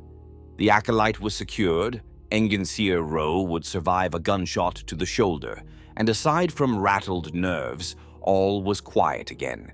It was a false quiet. I was beginning to believe we'd managed to limp through the next 6 hours without further incident, when fate, ever fickle, decided otherwise. "Translation point approaching in 20 minutes, reported Ralston at the helm. I allowed a hint of relief. Almost there. Then the lights flickered, every panel on the bridge flashed static for a heartbeat.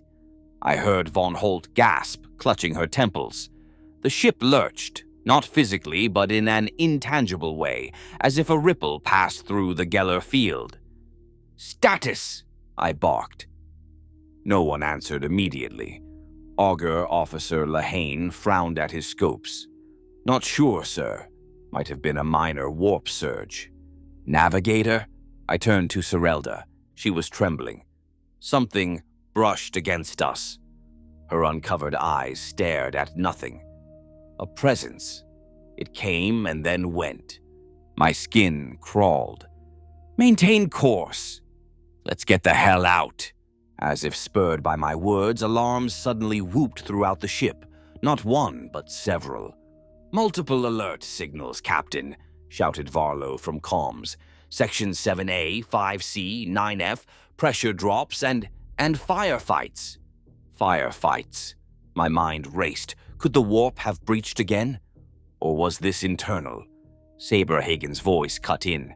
"Captain, responding to alarms on mid-deck, near the artifact vault." "We're en route now." I clenched my fists. "I'm coming." I left the bridge at a run, Salvatore surprisingly at my heels, along with 2 armsmen from the duty post. We rushed through corridors, now awash in red emergency lumens. Crew darted aside, making the sign of the Aquila as I passed, as if my presence alone could ward off whatever terror had broken loose. I was just descending a staircase when an explosion rocked the passageway below. A gout of flame and smoke whooshed up, knocking me and others back. Ears ringing, I scrambled to my feet. Below, figures emerged through swirling smoke. It was hard to make out in the strobing red light, but I saw armsmen uniforms, and among them the lithe shape of Marwa, Salvatore's own bodyguard, leading them. Except those armsmen moved stiffly, jerkily, as if puppeteered, and their eyes. Thrown when they got closer, I saw their eyes glowed a dull orange in the gloom. They raised their weapons in unison. "Down!" I roared, pulling Salvatore and myself behind a bulkhead protrusion, an instant before last bolts sizzled past, scoring the walls. Return fire erupted from my men behind me. One of the puppet armsmen went down, helmet clanging on metal. "Hold fire! Those are our men!" Salvatore yelled impulsively, peeking out. Marwa's voice echoed, oddly doubled by a harsh undertone. "They are ours now." I chanced to look. She stood amid the flickering flames, her face contorted in a grin that was utterly unlike the stone-faced guardian I'd known. Her eyes glowed like hot coals, and etched on her exposed arms were symbols. 8-pointed stars and jagged runes that hadn't been there or hadn't been visible before. My blood went cold. "Chaos," I breathed. Salvatore was aghast. "Marwa, stand down!" She laughed, a grating sound. "The little Inquisitor still gives commands. You are a fool, Derrig." She spat his name. Derrig? Not Salvatore? Interesting. He blanched as if slapped. "How long have you been corrupted?" he hissed. "Long enough," she sneered. "Did you think your cell was unassailable? The changer of the ways weaves destiny, and it willed that I follow you to this prize, and you kindly delivered it into our hands." My mind pieced it rapidly. Salvatore was Inquisition, likely under an alias. Marwa, his trusted bodyguard, was a hidden agent of chaos all along, biding her time. And now, with the artifact aboard, she had made her move. The possessed armsmen, likely heresy, had spread quickly via whatever foul influence she commanded. Or maybe the artifact itself hijacked them through her. I had no time for subtlety. I motioned to my troops silently to flank through an auxiliary corridor. To Salvatore, I whispered, "Distract her." To his credit, he didn't balk. Stepping forward into view, a bit recklessly, he projected authority. "Marwa, you are relieved of duty. Under inquisitorial order, surrender, and you may yet find the Emperor's mercy." She howled with laughter. "Mercy? The false Emperor's mercy? Look around.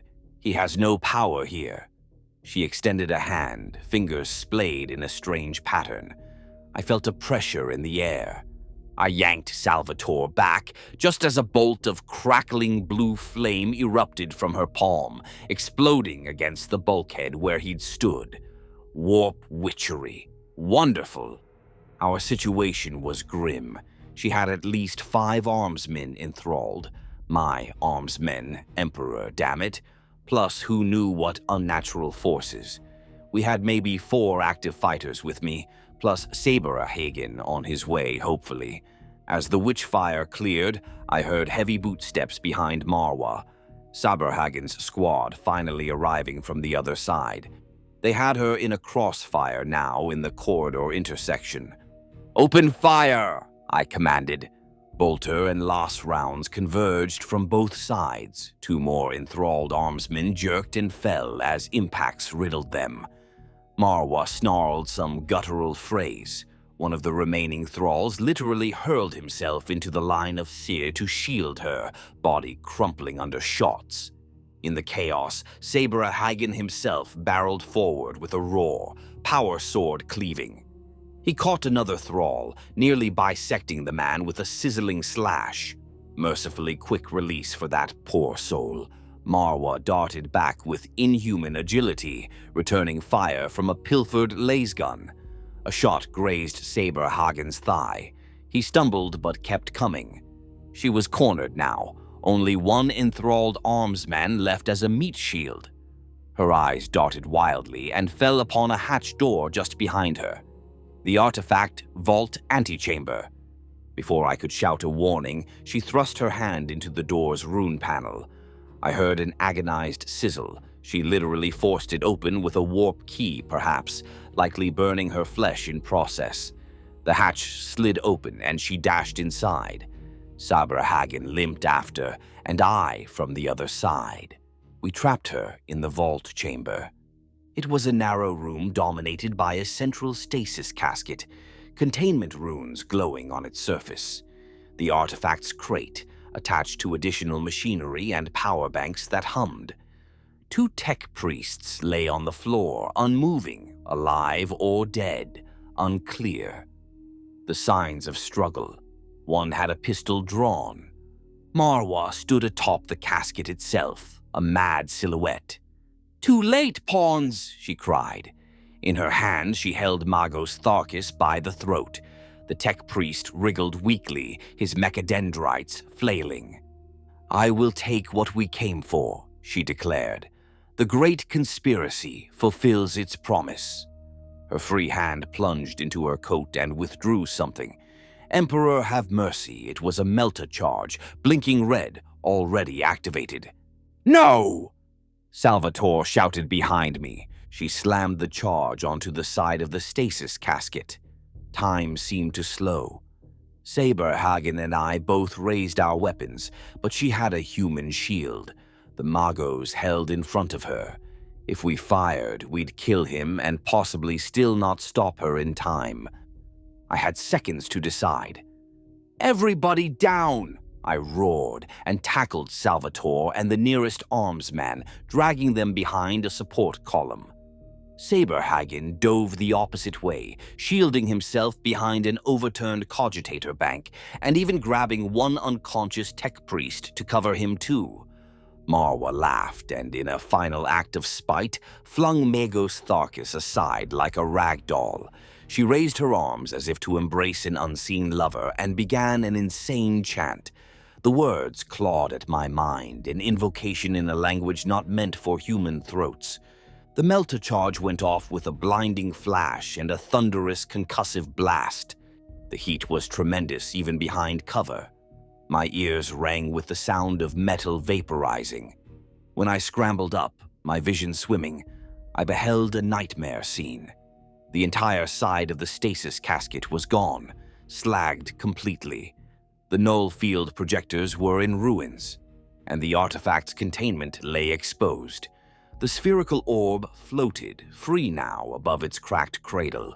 Its pulsing light was erratic, strobing fiercely like a heart in panic. Marwa yet lived.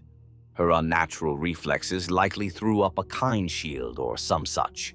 She stood shaky but upright amidst the smoke, her once beautiful face half-burnt and one arm hanging limp. Yet she smiled with triumphant ecstasy. "Istar ach Varzal," she screamed, addressing the artifact directly, perhaps calling some name. "Awaken! The gate is open!" The eye of eternity flared. I felt a force like a gale tear through the chamber, swirling smoke and debris. The sphere lifted higher, light intensifying to painful brilliance. Then cracks appeared on its surface, hairline fractures that oozed brilliant golden radiance. Holger had arrived at the hatch by now, panting prayer litanies. "Emperor, preserve us!" he managed. Salvatore, coughing from the dust, looked on in horror and fascination. Saber Hagen dragged himself toward me, a shard of metal embedded in his left arm which he seemed to ignore. "Captain, the thing. It's breaking." No, not breaking, hatching. With a sound like shattering glass, the eye exploded. Shards of the crystal shell shot outward but hung suspended in the air, orbiting something new that now hovered where the orb had been. It was a swirling vortex of darkness rimmed in that golden light, A tear in reality, small but growing, spilling tendrils of warp energy. And from within, something was pushing through. I glimpsed a claw first, elongated, black as midnight, dripping ichor that sizzled on the deck. Then a head, horned and bestial, with burning eyes of the same color as Marwa's had been. A demon straining to enter real space fully through the aperture we had so kindly provided. The Geller field on the ship was still active, I prayed, but here now, with the artifact's wards destroyed, a local breach was happening. Marwa exulted, raising her good arm toward the forming demon. Yes, come forth, master, smite the unbelievers, claim this vessel. I found my wits. She was vulnerable now, all attention on her dark summoning. Take her out, I roared. Saberhagen was faster. Despite his injuries, he leveled his bolt pistol with steadiness born of countless battles and fired. The bolt took Marwa square in the chest. Her chanting turned to a gurgle as the round detonated, blowing out her back in a mist of blood and warp fire. She toppled off the casket, dead before she hit the floor. A small victory, but the greater threat remained. The demon was half-emerged, a towering humanoid shape with chitinous, spiked skin. It clawed at the edges of the portal, widening it. I heard its voice, a deep resonant snarl directly in my thoughts. Mine at last. Our weapons felt pitiful in the face of such an entity manifesting, but by the throne we had to try. Concentrate fire on that thing, I commanded. Bolter fire. Lass shots, even Salvatore's needle pistol, which he produced from a hidden holster, all peppered the demon. Some rounds exploded harmlessly against its hide. Others seemed to slow it as it pushed through. Holger intoned words of banishment, brandishing his aquila and splashing holy water from a flask. The demon roared, whether in pain or annoyance, hard to say. It had one foot out now, talons scraping our deck, leaving smoking gouges. Von Holt to bridge. An unexpected vox, navigator's voice sounding alarmed and disoriented. Massive warp disturbance on board. I can feel it. Emperor's mercy, what have you unleashed? I didn't answer. I was fixated on the monster birthing before us. A sense of despair welled up. It was too strong, too real already. Our shots did so little. The demon fixed its burning gaze on me, perhaps sensing I was the one in charge. It spoke aloud now, a guttural voice that rattled bulkheads. Mortal, your shell shall host my reign. It stepped further out, only one leg still beyond the portal. Closer now, I could see its form more clearly. Somewhere between a beast and a knight, clad in jagged spines and unnatural sinew. From its back sprouted remnants of tattered wings. In one hand it formed a blade seemingly out of its own essence, a jagged sword of pure darkness wreathed in purple flame. I glimpsed Salvatore stepping bravely forward, shouting some inquisitorial creed, firing again and again. The demon swung its free claw lazily. A blast of force sent Salvatore and two nearby armsmen hurtling into a wall. They collapsed in a heap. Salvatore moved no more. Holger cried out and charged, swinging an iron censer emitting incense smoke. "Begone, filth of the warp!" he bellowed. "In the Emperor's name, I cast you back." A surprising act of courage, or suicidal faith. The demon answered by spewing a jet of warp flame from its maw. Holger was engulfed mid-stride. He let out a terrible scream as the unnatural fire consumed him, charring flesh and bone in instants. What stumbled to the ground was barely recognizable as human, mercifully lifeless. The Aquila icon he held clattered aside, miraculously unsinged amid the puddle of molten deck. Anger and sorrow warred within me. Holger, he deserved better. All this death because of my choices, my greed to take this job. The colonists' warnings rang in my head. Destroy it. If you can. We hadn't listened. I'd bargained and delayed, thinking I could manage it. No more. Saberhagen! I yelled across the chamber. He was ducking behind the ruined vault door, reloading his pistol with shaking hands. Keep it busy! He nodded grimly, leaning out to fire at the demon's head. The shots sparked off one of its horns, drawing its attention for a precious second. That was enough for me. I dashed across the open floor, nearly slipping in pools of blood and coolant. I made for Salvatore, or rather what he had carried. There, on the ground near him, his inquisitorial rosette glinted amid debris. He had it out, perhaps to invoke some authority or call for aid. Now it would serve a different purpose. I snatched the rosette up and darted toward the central plinth, where the portal swirled. The demon saw me then and knew my intent. With an enraged snarl, it lunged, massive sword swinging downward to cleave me in two. I threw myself onto the plinth and rolled. The blade hit the stone where I'd been, splitting the black rock like kindling. Shards rained. One sliced my cheek, but I hardly felt it. By the Emperor, the thing loomed over me, fully out of the portal now. It had come through. Towering 3 times my height, it raised its weapon for the killing blow, eyes pits of hate. This close, the stench of it, sulfur and decay, choked me. Then its features twisted oddly. A jerking spasm ran through its arm. From behind, Saberhagen had leapt upon its back, plunging his power sword deep between the demon's plated spine ridges. The blade hissed and the demon howled, momentarily distracted by the audacity of this mortal insect stabbing it. It wouldn't kill the beast, but it bought me a heartbeat. I turned to the swirling warp rift still open beside me, shrinking now that the creature had emerged, but still crackling like an open wound in midair. If it closed with the demon still here, we were doomed. But perhaps I could send this spawn back through it the hard way. Clutching the rosette, a palm-sized adamantium badge inscribed with wards of the Inquisition, I uttered a desperate prayer and jammed the rosette against the demon's leg, right into a bleeding wound Saberhagen's sword had rent. I don't know if it was the holiness of the rosette or sheer boldness, but the creature recoiled as if scalded, giving a demonic shriek. "For the Emperor," I roared, then seized a jagged piece of broken plinth stone with my other hand, and summoning every ounce of will and fury, I drove it into the demon's staggered stance, right through the rosette and deep into the flesh beneath, pinning the inquisitorial seal inside the monster's body. The effect was immediate. The engraved hexagrams on the rosette flared bright. The demon's howl reached a pitch that rattled my teeth. It flailed wildly, bucking off Saberhagen and sending him crashing down near me.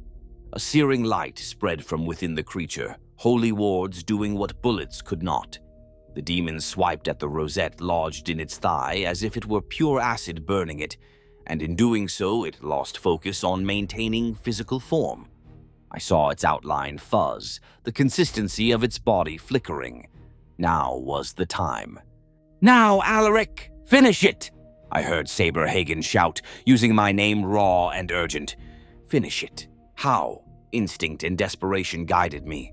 The portal, still open by a thread, it needed a final push. There, within arm's reach on the ground, the Aquila icon Holger had carried lying in the sludge. I snatched the metal eagle up, its once pristine shape charred and smeared but intact. Gritting my teeth, I leapt up on the plinth and shoved the icon with both hands right into the demon's chest. I felt skin blistering heat as I pressed the Aquila against it and pushed with all my might, forcing the staggering fiend back step by step toward the shimmering veil of the warp. "In the name of the God Emperor," I snarled, meeting those baleful eyes with all the defiance left in my soul. "Go. Back. To. Hell." A final burst of resistance. It clubbed me with its forearm, sending me sprawling on the brink of the portal. Pain exploded along my ribs. The icon was knocked from my grasp, but it had done its job. A smoking brand imprinted on the demon's chest where the two-headed eagle had seared it. Saberhagen, limping and bleeding, scrambled up beside me, trying to haul me away from the closing rift. But I refused to retreat fully. With a snarl almost as feral as the demon's, I grabbed a fallen las rifle and aimed at the monstrosity one last time.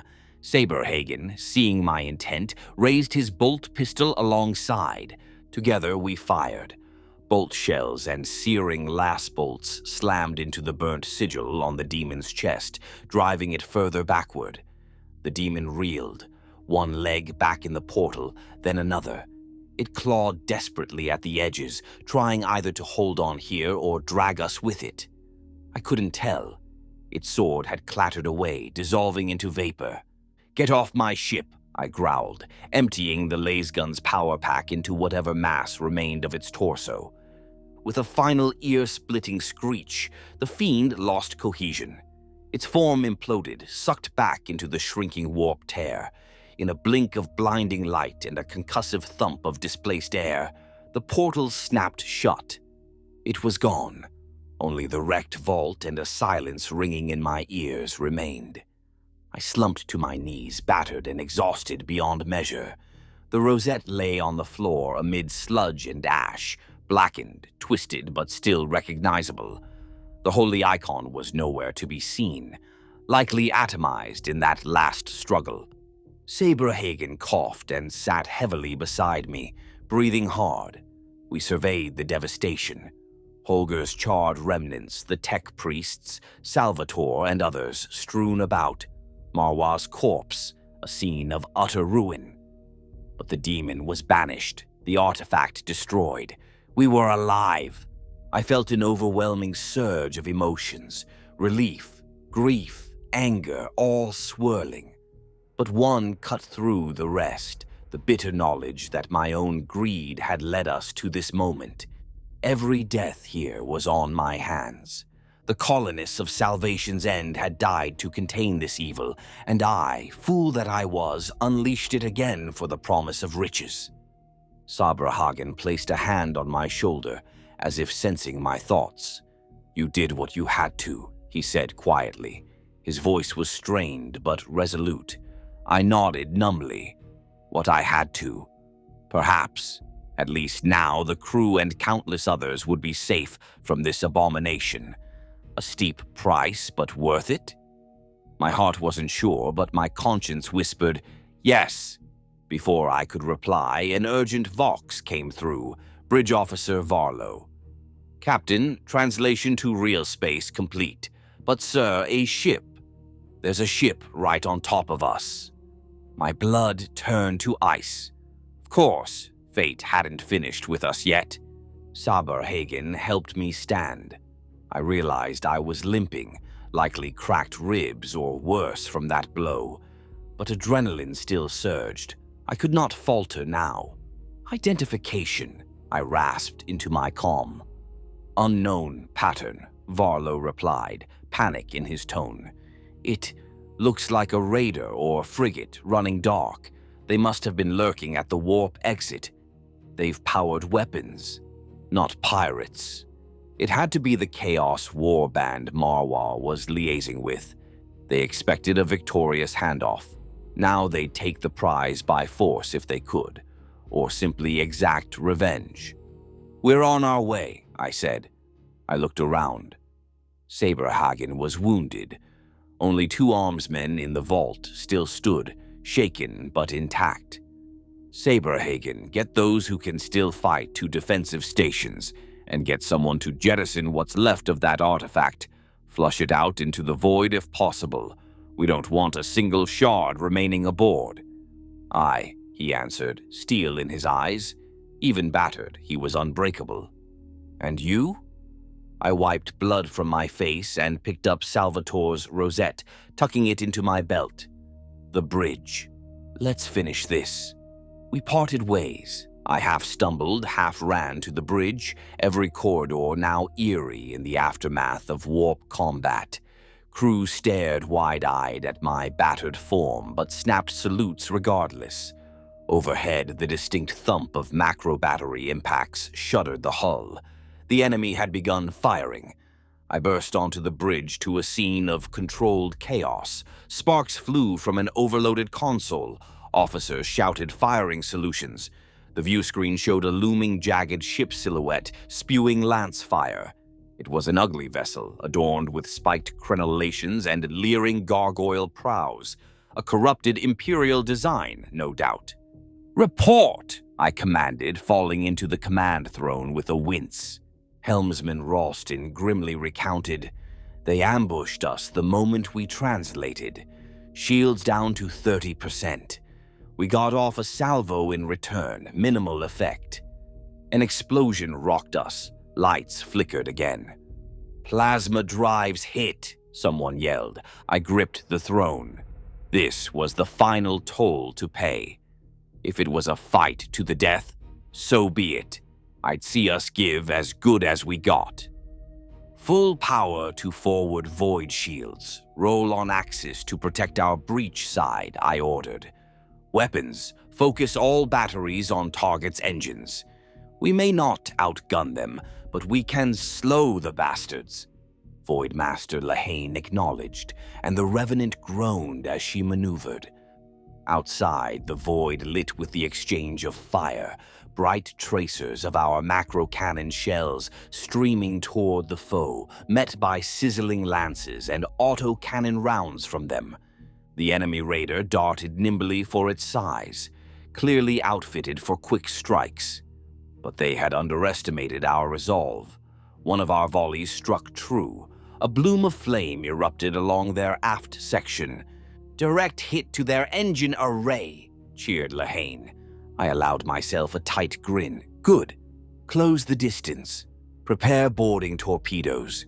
If we could cripple them enough, I fully intended to return the favor of their ambush by storming their decks and finishing it personally. Perhaps a foolish dream in my state, but rage burned in me. These filth had allied with the demon. They deserved no mercy. However, fate twisted again. "Sir, they're charging forward. Collision course," Ralston warned, alarmed. On screen, the raider, trailing smoke, suddenly burst to full thrust straight at us. A last act of spite. If they couldn't win, they'd try to take us with them. "Evasive port." "Hard port," I shouted. The helmsman was already reacting, but our engines were sputtering from earlier hits. The crippled enemy bore down, growing alarmingly large on the screen. "Brace for impact," I roared across all decks. A moment later, a titanic crash. The sound of metal on metal as the raider's prow scraped and plowed into our starboard side. I was thrown from the throne, tumbling across the deck. The world spun, lights going out, then emergency reds back on. When I staggered up, half the screens were dead, but the enemy vessel was now locked with us, like a beast's teeth sunk into prey. Sections of our hull breached. I could hear atmosphere venting alarms and emergency bulkheads sealing across the ship. We've been boarded," came a fractured cry over Vox. Deck 5, 6, multiple breach points. The damned raider had literally impaled itself and was disgorging its warriors into our guts. My vision blurred. Blood ran down my side from reopened wounds. Could we weather this too? How many more blows? I refused to concede.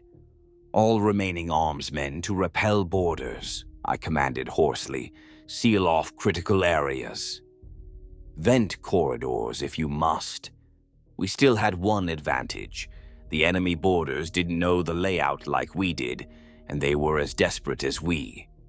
Saberhagen's voice came strong over the Vox net. "All armsmen, form up on me. We'll give these heretics a proper welcome." His fearless tone was like a balm. If anyone could rally them, it was him. For the next hellish half hour, a brutal fight raged through our corridors. I monitored via damaged Pict feeds as best I could. Combat in flickering, strobe-lit hallways. My crew versus twisted marauders in spiked armor and masks shrieking dark praises. Both sides took grievous losses. At one point, I saw Saberhagen in a camera feed, leading a counter-charge down a stairwell, his sword arm drenched in blood. His or enemies, maybe, both. Mowing into the flank of a knot of boarders, he was like a hero out of legend, unyielding. That sight steeled me anew. I left the bridge in the hands of Varlo and Ralston, and grabbing a shotgun from a fallen security officer, I joined the fray personally, heading toward the nearest sounds of battle, the starboard observation bay, which now gaped open to the void where the raider clung. I arrived to a scene of utter carnage, bodies everywhere. Through the ruptured hull, I could see the black form of the enemy vessel still lodged. A few remaining boarders were exchanging fire with a barricade of our survivors. I recognized one, Navigator Sorelda, of all people, crouched behind a bulkhead with a las pistol, pale but defiant. They must have tried to seize the Navigator, a valuable prize, and she picked up a gun to defend herself. A dead armsman lay beside her, his blood splattered on her robes. I came up from behind the intruders, who were focused on the barricade. No words. I unloaded both barrels of my shotgun into the nearest traitor marine at point blank. He went down, half his torso gone. Another whirled to face me with an axe. Too slow. I sidestepped and smashed the shotgun stock into his throat, then fired the second barrel under his chin. He dropped lifeless. The last two enemies died a second later under crossfire from Sorelda's las pistol and the surviving armsmen with her. And then, silence. The ship groaned, the only sound beyond our heavy breathing. "Captain," Sorelda managed, lowering her pistol with shaking hands. They've retreated or died. The rest fell back when their ship lost pressure." I looked out the breach. Indeed, the enemy vessel was finally drifting loose, breaking apart. Our own hull sealed by emergency force fields now that they'd disengaged. The vacuum had likely sucked out any remaining boarders who didn't flee in time. I staggered to a wall vox unit, patched to ship-wide. "All hands, report status." It came out more as a croak than a voice of command. One by one, haggard affirmations trickled in. The boarders were neutralized. We had won, if survival can be called winning. I slumped against the bulkhead, realizing it was over. At long last, over. The Revenant was a ruin. Life support failing in parts, engines badly damaged, fires in multiple decks. Casualty reports were staggering. Over half the crew lost between demon and battle. Salvatore, or Inquisitor Derrig, dead. Holger gone. Many fine crew gone. But Saberhagen lived, I confirmed, as he voxed that he was organizing damage control. Hearing his voice gave me the strength to push off the wall and limp back toward the bridge. On the slow, debris-strewn walk, I passed medics tending to the wounded laid out in corridors. Their eyes followed me, some with gratitude, some with haunted emptiness. Did they see a hero who saved them, or a captain who led them into doom? Perhaps both, in different measures. One young officer, bleeding from her scalp, managed to sit up and salute as I passed. "We held, sir," she said with a weak smile. "Aye, we did," I replied gently, returning the salute. My eyes burned with tears I wouldn't let fall, not yet. Back on the bridge, I found only a skeleton crew still at posts. Varlo turned to me, face ash gray. "Captain, enemy ship is drifting in pieces. No further threats on augurs. We won." I sank into the throne, every muscle screaming as adrenaline drained. "Send an all clear, and signal any Imperial frequency. Mayday, distress, whatever. We need rescue and a tow, sooner rather than later." "Aye, sir." I sat there a moment, listening to the crackle of damaged consoles, the moans of wounded being carried, the distant hiss of sealing bulkheads. My ship was dying, but she had not died in vain. I pulled the inquisitorial rosette from my belt and set it on the arm of the throne, burnt, battered, like us, but still a symbol of the Emperor's authority. In Salvatore's absence, it might be the only thing keeping any zealous navy from blasting us on sight for harboring heresy once we were found. Funny how I'd scorned the thought of surrendering to the Inquisition earlier, and now I'd cling to this emblem for salvation. Saberhagen limped onto the bridge, arm hastily bandaged, face lined with fatigue. Hull breach teams report all major holes plugged. Geller Field is holding for now. Not that we plan any warp jumps. Fire control has most blazes contained. We're stable, sir. He almost laughed at that last word, given the ravaged state of everything. I nodded heavily. Good man. Come, sit before you fall over. He waved off the notion, remaining upright. He looked at me with a mixture of pride and sorrow. We did it. Hell of a journey. Hell of a journey, I echoed. Words failed beyond that. We both understood what had been lost, yet, against all odds, we still stood, bloodied but unbowed. I tapped the internal vox. All surviving crew, this is the captain. Stand down from battle stations. Triage teams to your duties. You have done the Emperor's work today. My voice cracked, so I kept it short. Rest and tend to each other. You have my thanks, now and forever. I released the vox and sagged back. Saberhagen stepped forward and, in a rare gesture, placed his hand on my shoulder like a brother. No words, just solidarity. The Revenant drifted amid the debris of her foe, crippled yet defiant. I didn't know what fate awaited us, a rescue, a tribunal, who could say? But in that moment I felt something I hadn't in a long time, a glimmer of honor. Because when the worst came, I'd chosen my crew and duty over profit. I'd faced the darkness I'd helped unleash and did whatever it took to banish it. Perhaps that doesn't erase the mistakes, the lives lost along the way. But it's a start. I closed my eyes just for a moment. In the darkness behind my eyelids, I saw faces. Father's approving nod, Holger's kindly smile, even Salvatore's stern gaze, as if to say well done. Maybe it was just fancy, but I'd take it. Captain, Farlow spoke up softly, not wanting to disturb me. We've picked up an Imperial Navy beacon. They'll reach us in a few hours. Understood, I replied, opening my eyes. Back to duty. Let's prepare to be boarded, this time by friends. I sat up straighter, winced at a rib's protest, then gestured to the ruin around us. Get the men to make it presentable. As much as possible, we greet our saviors proudly. We have nothing to hide. Not anymore. Not anymore. The secret was out in more ways than one. Saberhagen managed a grin.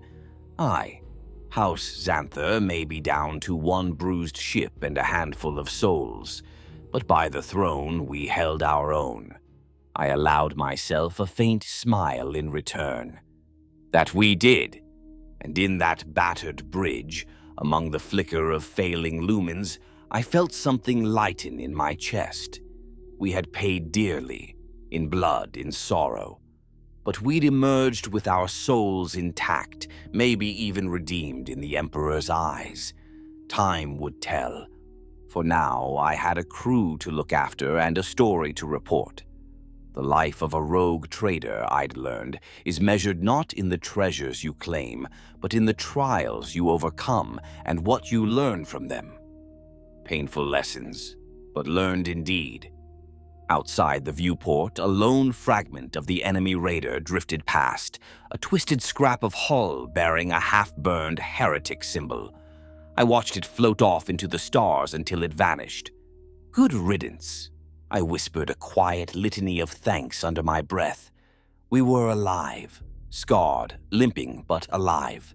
And if the Emperor willed it, we'd have more voyages ahead, hopefully wiser ones. Saberhagen cleared his throat. Sir, incoming hail. The Navy ship has us on auspex. Should I respond? Open channel, I said. It was time to face the future. As I began speaking to the distant vessel, identifying ourselves and requesting aid, I cast one last glance at the drifting void beyond, where somewhere Salvation's End and its secret now rested in peace. A small, tired smile touched my lips. I'd set out chasing fortune and glory, and found damnation instead.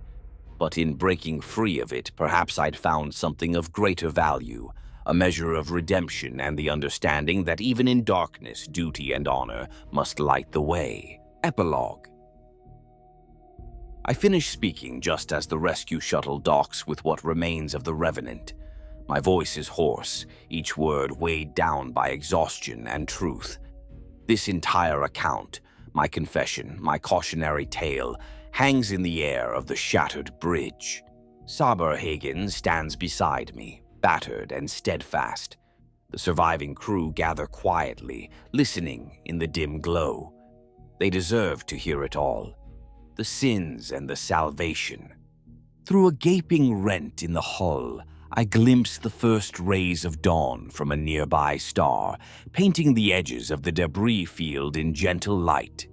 A new day in spite of everything. As Navy Medicae and security flood in, I straighten to face them. They see not a legend or a criminal, but a man, wounded, unbowed, telling the tale in his own words before judgment can be passed by others. One young lieutenant among the boarding party steps forward, intent on formalities. He asks the question with a wary salute. Captain Alaric Xanther, what happened here? For a long moment I hold the weight of that question. I catch Saberhagen's eye. He gives me the slightest nod, and I reply, voice steady, exactly what I have told you. I turn and gesture for my crew to follow the Medicae to safety. Then I remove my battered tricorn hat, press it to my chest, and add quietly, we did our duty. We paid in blood, but we prevailed. The lieutenant takes in our ruined ship, our haunted eyes, and slowly he nods. The truth carries its own power. As I step over the threshold onto the rescue craft, I allow myself a final look back at the bridge of the Revenant. The throne where I cheated death, the scorched panels bearing silent witness to our ordeal. It feels like leaving a piece of myself behind. Perhaps I am. The part of me that lived only for ambition and fortune is gone, burnt away in the fires of this voyage. We secure ourselves for departure. Metal groans as the shuttle pulls free. Through the viewport, I watch my proud ship recede, scarred beyond repair, yet somehow beautiful against the endless night. A final salute to a faithful vessel and the lives etched into her decks. Saberhagen rests a heavy hand on my shoulder. Neither of us speaks. None is needed. We are alive, and whatever comes next, inquiries, accolades, or censure, we will face it with heads high. We have earned that right with the trials we endured. As the shuttle turns toward the waiting Navy cruiser, I close my eyes. In the darkness behind my lids, I still see the cold void, the horror we vanquished, and the faces of those lost. I whisper a promise to them and to myself. Your deaths were not in vain. I remember. I will always remember. A deep breath, eyes open to the light of a new dawn. The life of a rogue trader is measured in more than thrones or treasure. It's measured in choices, in sacrifices, in the line you draw between damnation and redemption. I walked that line and nearly fell. But here I stand, on the other side, a changed man, Somewhere out in the distant stars, there are new worlds and fresh beginnings waiting.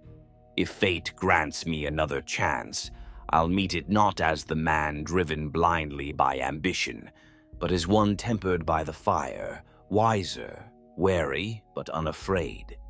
The shuttle shudders as it enters the cruiser's hangar. My crew looks to me. I set my hat back on my head and square my shoulders. "Come on, lads," I say, voice gentler than it once was, but resolved. "We've got a story to tell. And tell it we will, the whole damn thing. The truth of my life as a rogue trader. Hard, dark, and precious beyond coin. A life worth living, because in the worst of the void, we found the spark of Emperor's light within ourselves. In the end, that light was all we needed to see our way home."